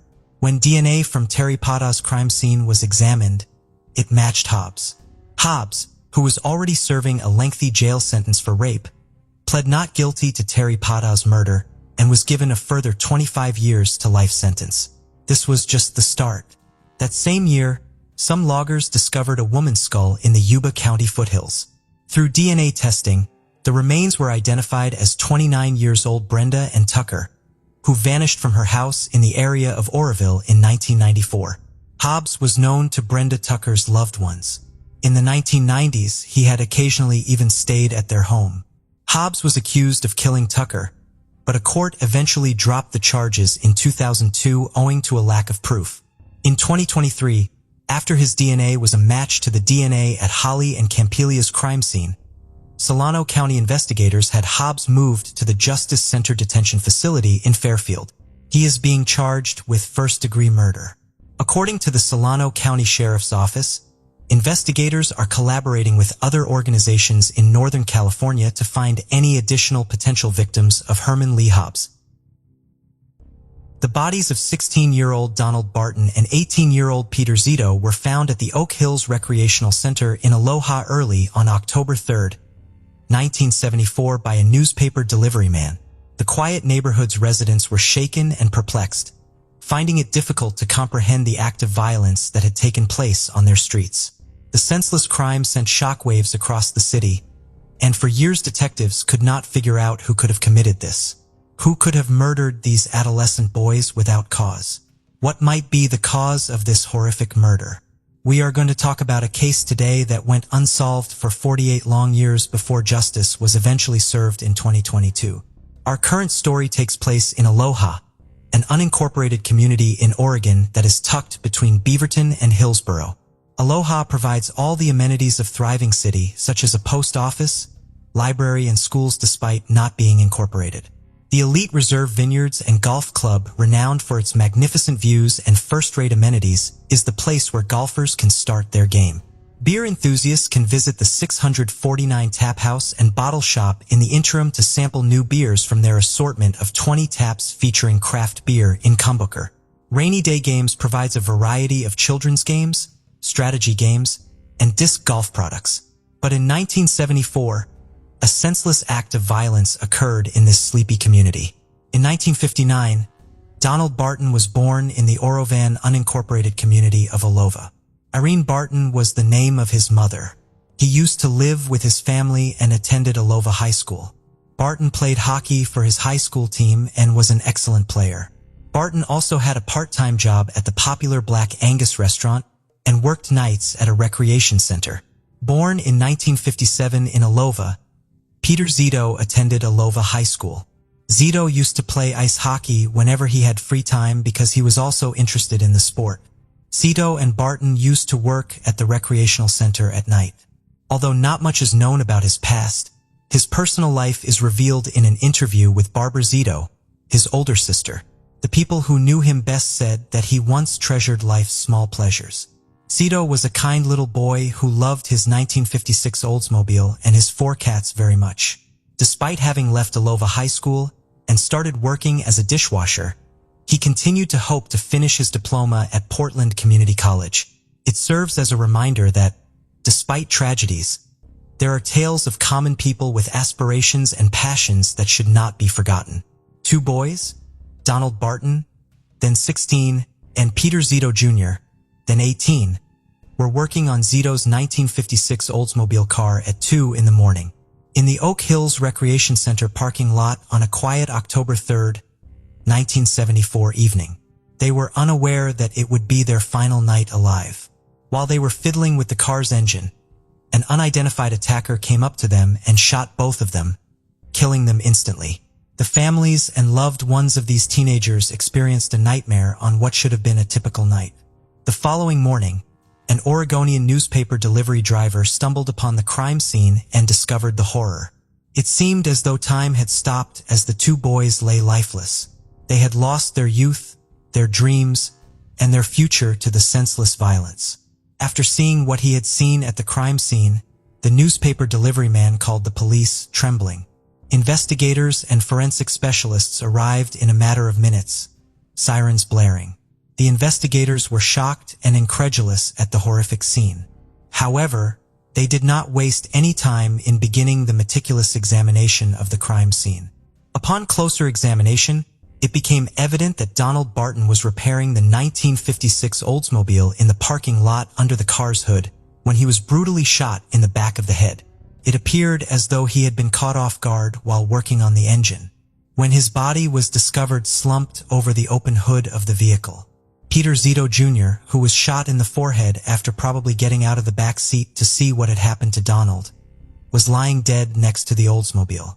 Near the driver's door on the ground was where he was discovered. The fact that the 2 bodies were so close to one another indicated that the murderer had attacked without warning, and that the victims were powerless to protect themselves. Following the collection of all evidence from the crime scene, the investigators spoke with anyone who had been in the vicinity of the recreation center on the night of the killings. Regardless of how small the lead appeared, they pursued every potential lead. They inquired of every resident in the area whether they had heard any screams or seen any strange activity the night of the murder. To find any leads that would help them solve the case, the investigators put forth endless effort. They discovered that a .22 caliber gun had been used to shoot the teenage boys in the head. As they dug deeper, they discovered that Barton was in a rivalry with Chris, a 17-year-old co-worker at the popular Black Angus restaurant in Hillsborough. There was clearly tension between the 2 of them, even though nobody was quite sure what caused their feud. Even though Chris was the top suspect in many people's eyes, the police had to proceed cautiously with their investigation because they knew they could not afford to take any chances.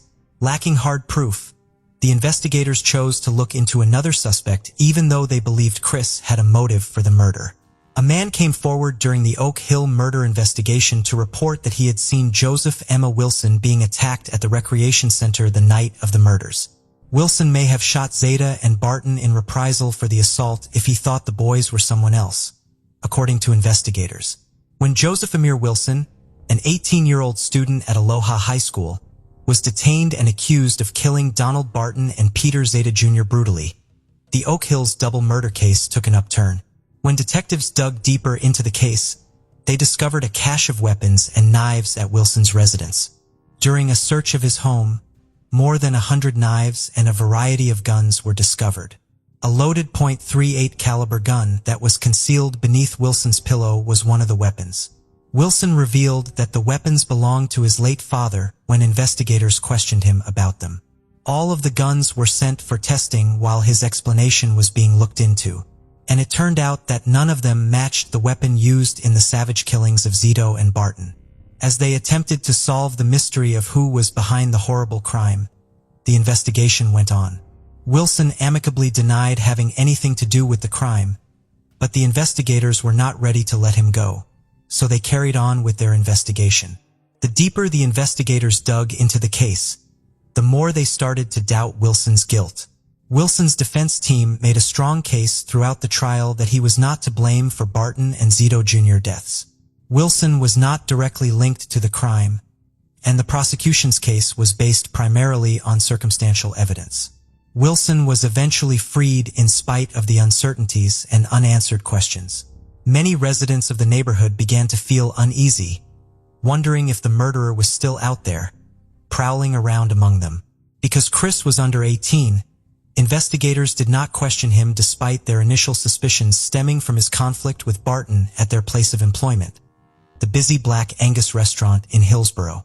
They turned their attention to Wilson, another suspect, but when Wilson was declared not guilty, they turned back to Chris. This time, they looked into Chris more thoroughly. Investigators discovered a .22 caliber gun in Chris's car when he was arrested for theft, giving them fresh hope for a breakthrough in the case.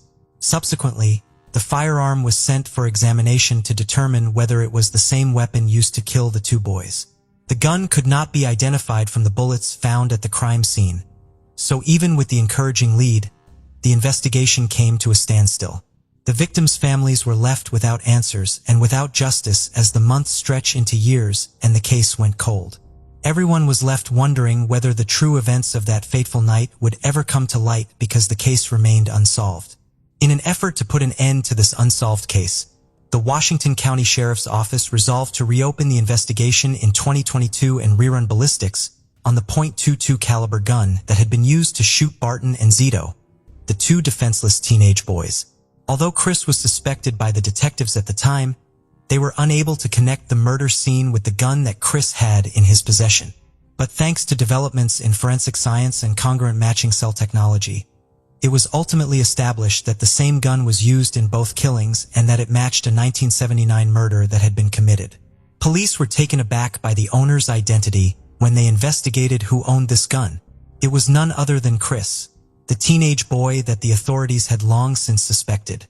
In order to learn more about Chris's activities in the years after the killings, investigators looked closely where he was at the time. Mark Allen Chris, who was eventually found to be the murderer in the double murder case, was 65 years old and resided in Aloha, a small town 12 miles west of Portland. When it was found that the .22 caliber gun used in the murders of Donald Barton and Peter Zito Jr. had also been used in another horrific killing. The story surrounding the gun took a dark turn. After the investigators released Chris in 1974 because the gun's ballistics did not match, the gun was given back to him and he took it with him to the U.S. Army base at Fort Lewis in Washington. On October 8, 1979, nearly 5 years after Barton and Zito's deaths, Chris murdered Surgeon Jacob Kim Brown, his commanding officer. They're using the same weapon. After a small quarrel, Chris shot his boss 5 times in the head. Police reports state that the cadet had caused damage to Brown's car, and after an argument, he decided to end his life rather than pay for repairs. Chris received a 35-year prison term for the killing of Surgeon Brown. Fate had other ideas for him. In 1988, after serving just 12 years on parole, he was freed. The victim's family was not pleased with this decision. But when the case was reopened in 2022, he was finally out of luck. It was revealed that the match was the same .22 caliber gun that had been used to kill Zito and Barton at the recreation center in 1974. On November 2, 2022, Chris, who was residing in Aloha, a small town 12 miles west of Portland, was taken into custody and charged with 2 counts of second-degree murder. People in the town were shocked to learn of his arrest and were in disbelief that, after all these years, justice had finally been served.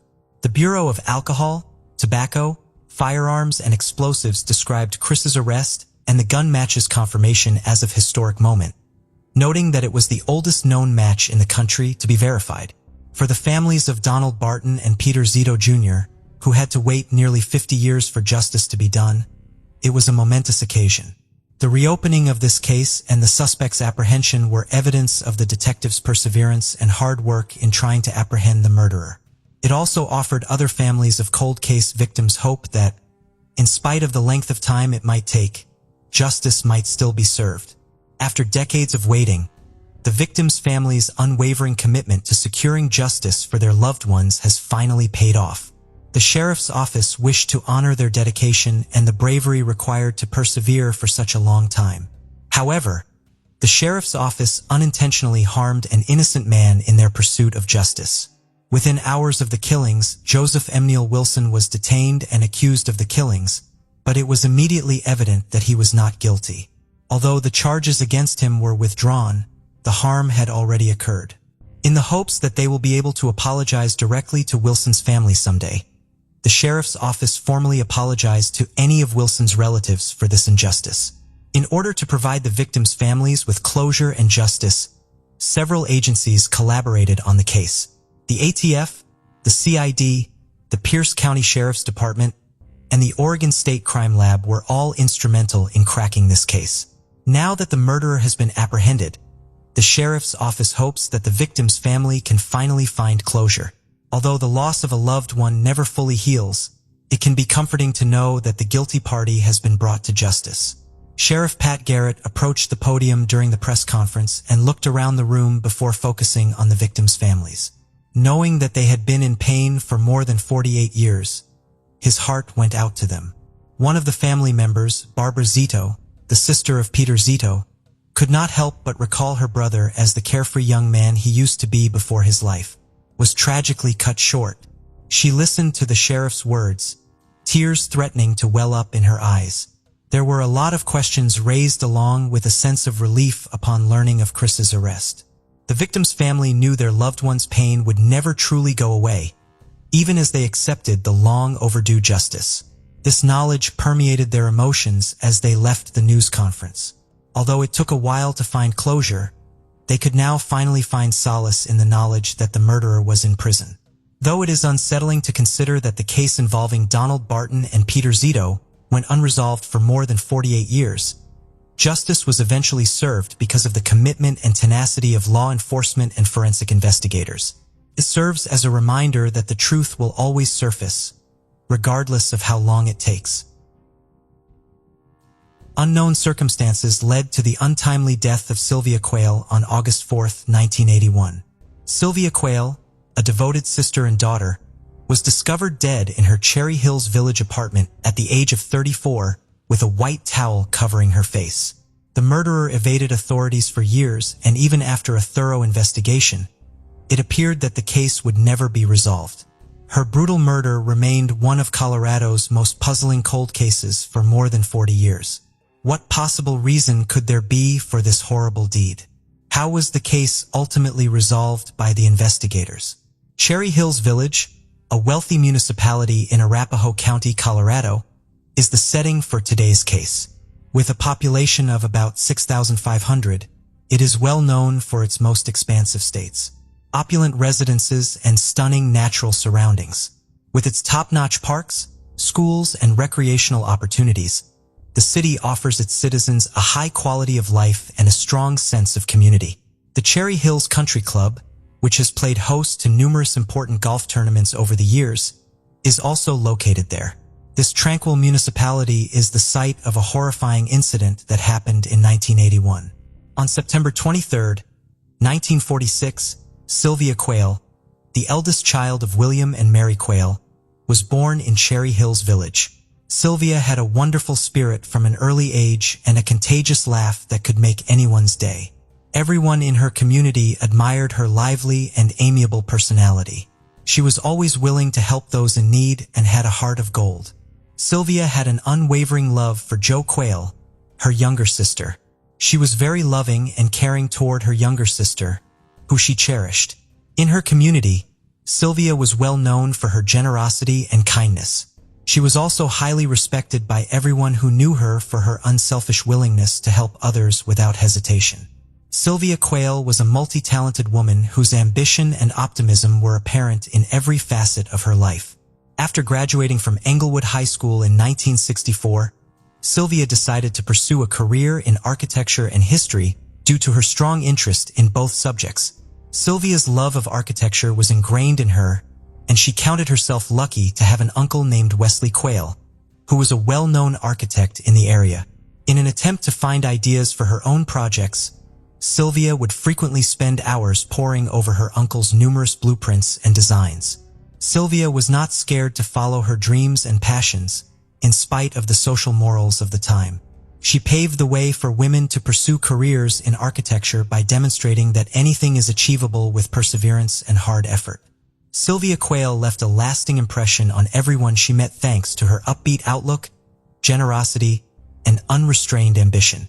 Her legacy continues to encourage young women to follow their passions and aspirations despite any obstacles they may encounter. With her diverse talents and passions, which she pursued with zeal and tenacity, Sylvia was a real multifaceted gem. Her hobbies demonstrated her love of creativity, particularly her amazing pottery work that astounded everyone. Her distinctive and endearing pottery creations were much loved by her friends and family, and receiving one as a gift was always a delight. However, she did not take cooking lightly, and it had a special place in her heart among all her hobbies. She even made the decision to launch her own wedding cake company, dubbed the Buttery, out of her passion. This was a huge hit with her clients. Everyone was left wanting more after tasting her exquisite and expertly made cakes. Sylvia was fiercely independent, but she never lost sight of the value of family. She was very close to both her parents and Jo, her younger sister. She had a loving family, and it showed in the way she treated everyone around her. Her contagious positivity and kind nature were a reflection of that. Sylvia Quayle and her parents had an unbreakable bond. Situated in the 3800 block of South Arden Street, just a short distance from their daughter's residence, William and Mary Quayle would start their day with a cozy cup of coffee and attend a discussion with their eldest child. The most important people in Sylvia's life were her parents, and her disposition improved the day routine for her family. They had no idea what horror was in store for them. The Quayle family was unaware that August 3rd, 1981 would be remembered as a tragic day for all time. Sylvia promised to come back the following morning as they enjoyed their morning coffee together. Unbeknownst to everyone, Sylvia departed for work as usual, but this would be the last time they would ever see her. When Sylvia talked to her sister on the phone that evening, they joked and laughed as usual without realizing it would be their last exchange. On August 4th, the following morning, Sylvia did not arrive at her parents' house for their customary coffee in the morning. Knowing that Sylvia would never skip their daily ritual without telling them caused her parents to become concerned. When they tried to call her landline, nobody picked up. Now, even more worried, Sylvia's father William raced to her house, which was only 150 feet away. William's heart raced with fear. As he got closer to her house, he had a strong suspicion that something was seriously off. Sadly, his worst nightmares came true when he got there. The Quayle family would always remember that day. William arrived home to find the house filled with an unsettling quiet. He was startled to see that the wooden entrance and security screen were both flume wide open, inviting him inside as he drew closer to the front door. Fear descended upon him like a thick shroud as he cautiously entered the living room, and he saw Sylvia lying on the ground, motionless. With her body twisted into an unusual pose, her arms lifted above her head, seemingly in a last-ditch request for assistance. William would never be able to forget the horrific scene that he saw. His hand trembled as he reached out to remove the white towel from Sylvia's face, hiding the most exposed part of her body. Though at the time it seemed like the only thing he could do, it was a modest act of respect for the daughter who meant the world to him. Officers Gerald Marks and Jack DeVole of the Cherry Hills Village Police Department responded to 3800 South Ogden Street right away when William, who was shaking, dialed 911 for assistance at around 7:57 in the morning. What they discovered was a horrifying and gory scene. Surgeon Richard Crowles and Detective Harry Whitman also showed up to support the investigation. Even the most seasoned police officers would have shuddered in horror at the crime scene. The Colorado Bureau of Investigation was called in to help with the investigation and processing of the crime scene, because the police department realized they needed all the assistance they could get to solve this horrible crime. Experienced CBI agents like Watson, Wayne Bryant, and Howard Gillespie were present, giving some hope that the person responsible for this horrific crime would be apprehended and prosecuted. Seeing the crime scene was unsettling. Their gazes swept over the entire space when the detective entered. It was clear right away how the offender had entered the house through the wide-open front door and the security screen door. There were obvious blood stains on the floor and the living room was in a messy state. Certain spots, such as the vicinity of the front door and a short distance from Sylvia's lifeless body, appear to have a concentration of blood. The investigators saw a medium-sized kitchen knife with a blood-stained silver blade lying next to the body as they got closer to the body. Surprisingly, they also discovered a white glow-style shirt, possibly placed there by the murderer, lying over the knife's handle. It looked like a scene from a horror film, and the detectives knew they would have a challenging task ahead of them in trying to solve this horrible crime. Detective Whitman felt a shiver run down his spine as he looked around the scene. It was enough to make his stomach turn to see Sylvie's lifeless body lying on the ground with her red shirt pulled over her face. But what really got his attention were the marks that were clearly visible on her body. Her bloodied hands gave the impression that she had battled for her life, and her broken fingernails were a visible reminder of the hardship she must have endured. He looked at her neck. The marks there looked like fingers, suggesting that she had been strangled. There was a mystery to be solved regarding the red marks on her inner thighs. The detective's attention was drawn to the blood-stained pillow in the bedroom. The quantity of blood on it was a good indicator of how serious the attack was. Looking around, he saw that Sylvia had no chance of getting help because the telephone cord was severed. It was clear that the murderer had carefully thought out the attack and ensured Sylvia was alone and defenseless. A feeling of dread overcame Detective Whitman as he looked through the scene again. This was no typical crime. Rather, it was a horrifying act that required quick attention to solve. The odd condition of the outside phone line leading to the victim's home caught Detective Whitman's attention as he inspected the outside of the house. It was taken with reckless abandon and slum across the hood of Sylvia's 1974 brown Corvette, looking more like a macabre ornament.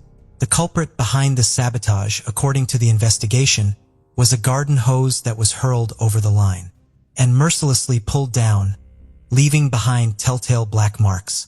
It was evident that the offender did not hesitate to use homemade instruments for their evil purposes. There was also proof that the attacker had made several attempts to break in. Investigators discovered a tiny puncture in a bedroom window screen, indicating a botched attempt. But the bathroom window was not so fortunate.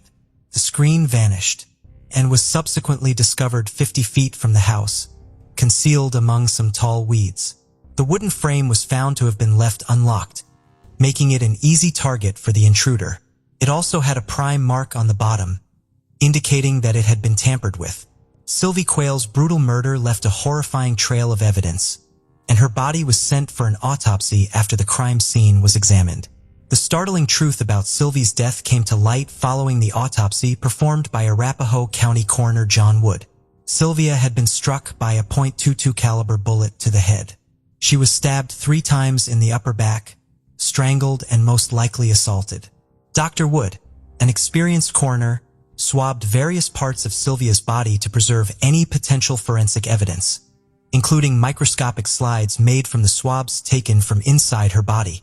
According to Dr. Wood's report, Sylvia died from exsanguination brought on by multiple posterior chest stab wounds that lacerated the altar and both lungs. He also found that Sylvia had a gunshot wound to the head and extracted 2 bullet fragments from her brain. The horrific nature of her last moments was revealed in the autopsy report that followed. Her life was taken by a gunshot wound, several stab wounds, strangulation, and possibly an assault. There is no doubt that Sylvia's death was the consequence of an incredibly violent act carried out by an unidentified attacker. Dr. Wood reported that the death was a homicide, so law enforcement will have their hands full trying to find the person responsible and bring them to justice. With a ton of forensic evidence left behind, the case had all the makings of a classic coujinet, giving investigators hope that they would soon find the culprit. However, it became more and more obvious that this was no typical investigation as the days stretch into weeks and then months. Even with their greatest efforts, the local police force was having trouble moving forward. The lack of technology and tangible leads make it difficult to follow even the smallest pieces of evidence. With DNA technology still in its infancy in the early 1980s, the identity of the bodily fluid discovered at the scene remained little more than a mystery. Investigators were left scratching their heads, wondering how they were ever going to break through in this seemingly unsolvable case, without a registered sex offender profile to work from. Detectives meticulously examined the murder scene of Sylvia Quayle and gathered about 140 pieces of evidence.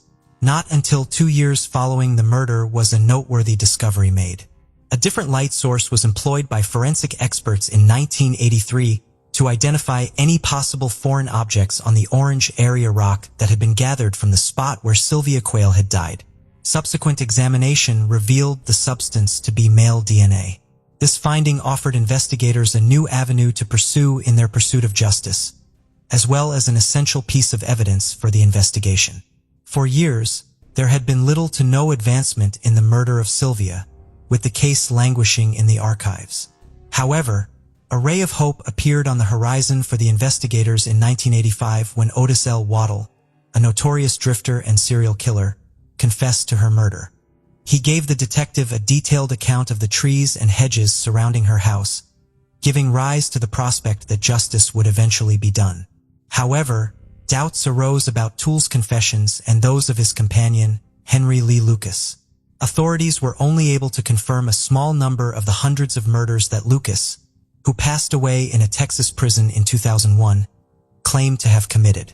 The kidnapping and murder of Adam Walsh, the son of America's most wanted broadcaster, John Walsh, in Hollywood, Florida, was among the most notorious crimes that Toole admitted to. Years after Toole's confession to Adam's murder was later retracted, Hollywood police officials said they had closed the case because they were certain Toole was the murderer. After he made this confession, investigators thought he might have killed Sylvia. But the Arapahoe County District Attorney, Bob Gallagher, dropped the charges against Toole in 1993. This resulted from DNA testing on the evidence, which demonstrated that Toole was not the source of the DNA discovered 12 years earlier at the crime scene. It appeared as though a sudden gust of wind carried it away, the meager thread of hope that had sustained the Quayle family and the detectives. The case reverted to its initial state. A portion of the carpet that was kept for additional testing turned out to be very important evidence in 1995. 5 years later, in 2000, the results of the testing conducted on the sample by the Colorado Bureau of Investigation revealed an unidentified male DNA profile. As investigators entered the profile into CODIS, the FBI's combined DNA index system excitement mounted. Unfortunately, no match was discovered. For many years, the law enforcement agency struggled to find answers in the murder of Sylvia Quayle. Even after the most recent technologies were used in the investigation and every lead was investigated with the utmost care, the case remained unsolved. Sylvia's family was waiting impatiently for any information regarding the case. Despite their best efforts, the murder of Sylvia remained a mystery for many years, leaving the family grieving and many questions unanswered. There was an advancement in Sylvia Quayle's case following years of quiet. In 2019, Metro Denver Crime Stoppers partnered with United Data Connect, a genetic genealogy-focused company founded by former Denver District Attorney Mitch Morrissey. They employed a technique that had previously assisted in the resolution of several unsolved cold cases around the nation. The infamous Golden State Killer in California was identified thanks to this creative technique. Crime Stoppers received a renewed interest in the case in January 2020 from Cherry Hills Village cold case detectives and investigator Matt Hannigan of the 18th Judicial District Attorney's Office. After 4 months of hard work, on May 26, 2020, the company's technicians had a name, David Dwayne Anderson. This was because technological advancements made it possible to further the investigation using cutting-edge familial DNA investigations. After all these years, the revelation of Anderson's identity had given Sylvia's case a glimmer of hope for justice. Koza, Nebraska is a sleepy town, and its residents had no idea that one of them was involved in a violent 1981 murder case.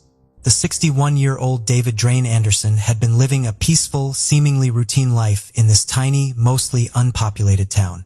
However, very few people were aware that more than 30 years prior Anderson was residing in Englewood, only a few miles away, when the horrific murder of Sylvia Quayle rocked Cherry Hills Village to its foundations.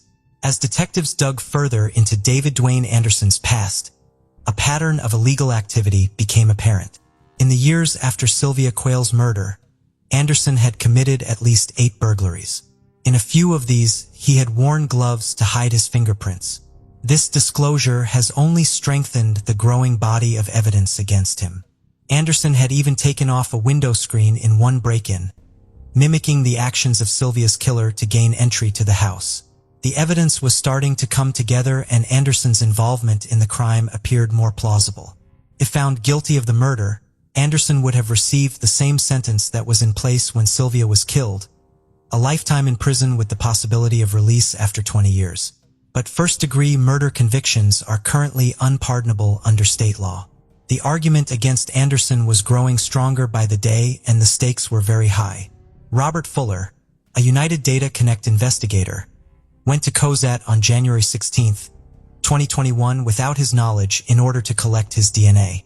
On January 18, 2021, after Anderson threw 2 trash bags into a nearby dumpster, Fuller a close eye on Anderson's movements from outside his apartment complex. The 15 bags held potential genetic material belonging to Anderson, which could give investigators the lead they need to crack the case of the long-running murder. It had worked out well for Detective Fuller's covert mission to obtain DNA evidence from David Dwayne Anderson. From Anderson's garbage bags, he had retrieved a few things, including an intriguing assortment of drinks. Among the items found were a can of vanilla Coke, an inexpensive water bottle, a bottle of spiced rum, and a bottle of Michelob Ultra beer.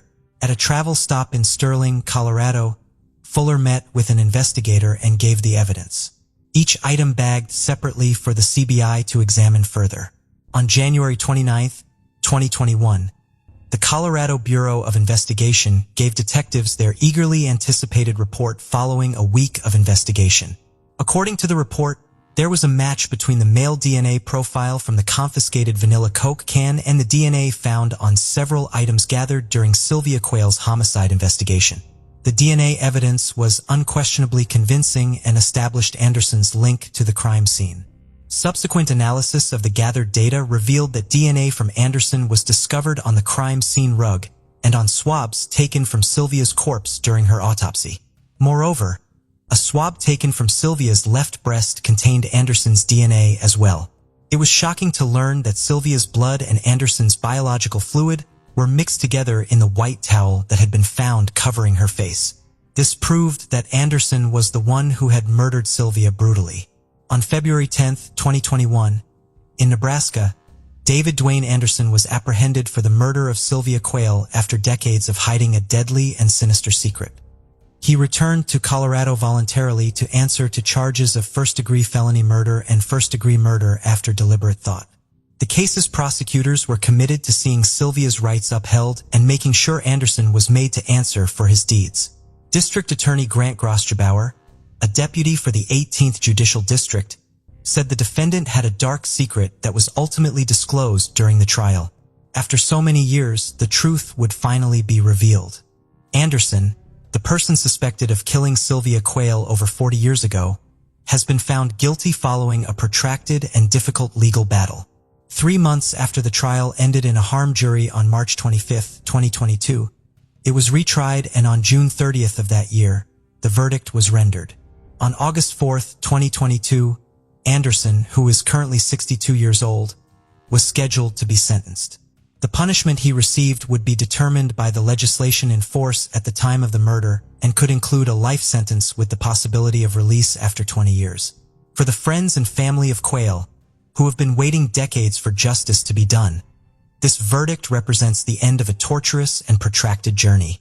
Justice was at last served for Sylvia Quayle, who was brutally murdered in Cherry Hills Village, Colorado nearly 40 years ago. Mitch Morrissey, the creator of United Data Connect, expressed his condolences to the Quayle family, especially to her father who discovered a lifeless body. As a father of a young woman himself, the unsettling details of the crime left him in shock. Nevertheless, Sylvia's parents were not present to see their daughter's murderer apprehended. Mary Quayle died 10 years after her husband, William Quayle, in 1999.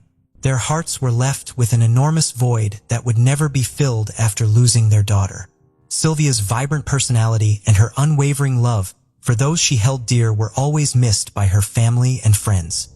It had been much anticipated that suspect David Dwayne Anderson would be arrested in Nebraska in February 2021. And the trial that followed was not without its difficulties. The 18th Judicial District prosecutors persevered and eventually won a guilty verdict for Anderson on both counts of first-degree murder after deliberation and felony murder, despite the first trial ending in a hung jury. Grant Grosgrauber, the deputy district attorney, discussed the defendant's dark secret, which had been kept a secret for more than 40 years before the trial revealed it. Chris Gallo, the chief deputy district attorney, conveyed his appreciation to the detectives and forensic scientists who toiled diligently on the case, not allowing the passage of time to hinder their pursuit of justice. For Quayle's family, who had been waiting for justice for more than 40 years, the verdict provided some closure. John Kellner, the district attorney, emphasized the case's significance in demonstrating that justice can ultimately triumph even in the face of a lengthy delay. This decision serves as a warning to any murderer who believes they have gotten away with their crimes. Justice may take longer to arrive, but it will eventually do so. Justice has finally been served after more than 40 years, all thanks to the unwavering efforts of law enforcement and forensic specialists who are not willing to give up on this case. Though it is unable to bring back Sylvia and her infectious spirit, it serves as a warning to all killers that they cannot hide from justice and will always be held accountable for their horrific deeds. Thank you for joining us on this journey into the depths of unsolved mysteries. Cold cases not only challenge our understanding of the past, but also ignite our curiosity and determination for answers. Remember to subscribe to stay updated on our latest investigations.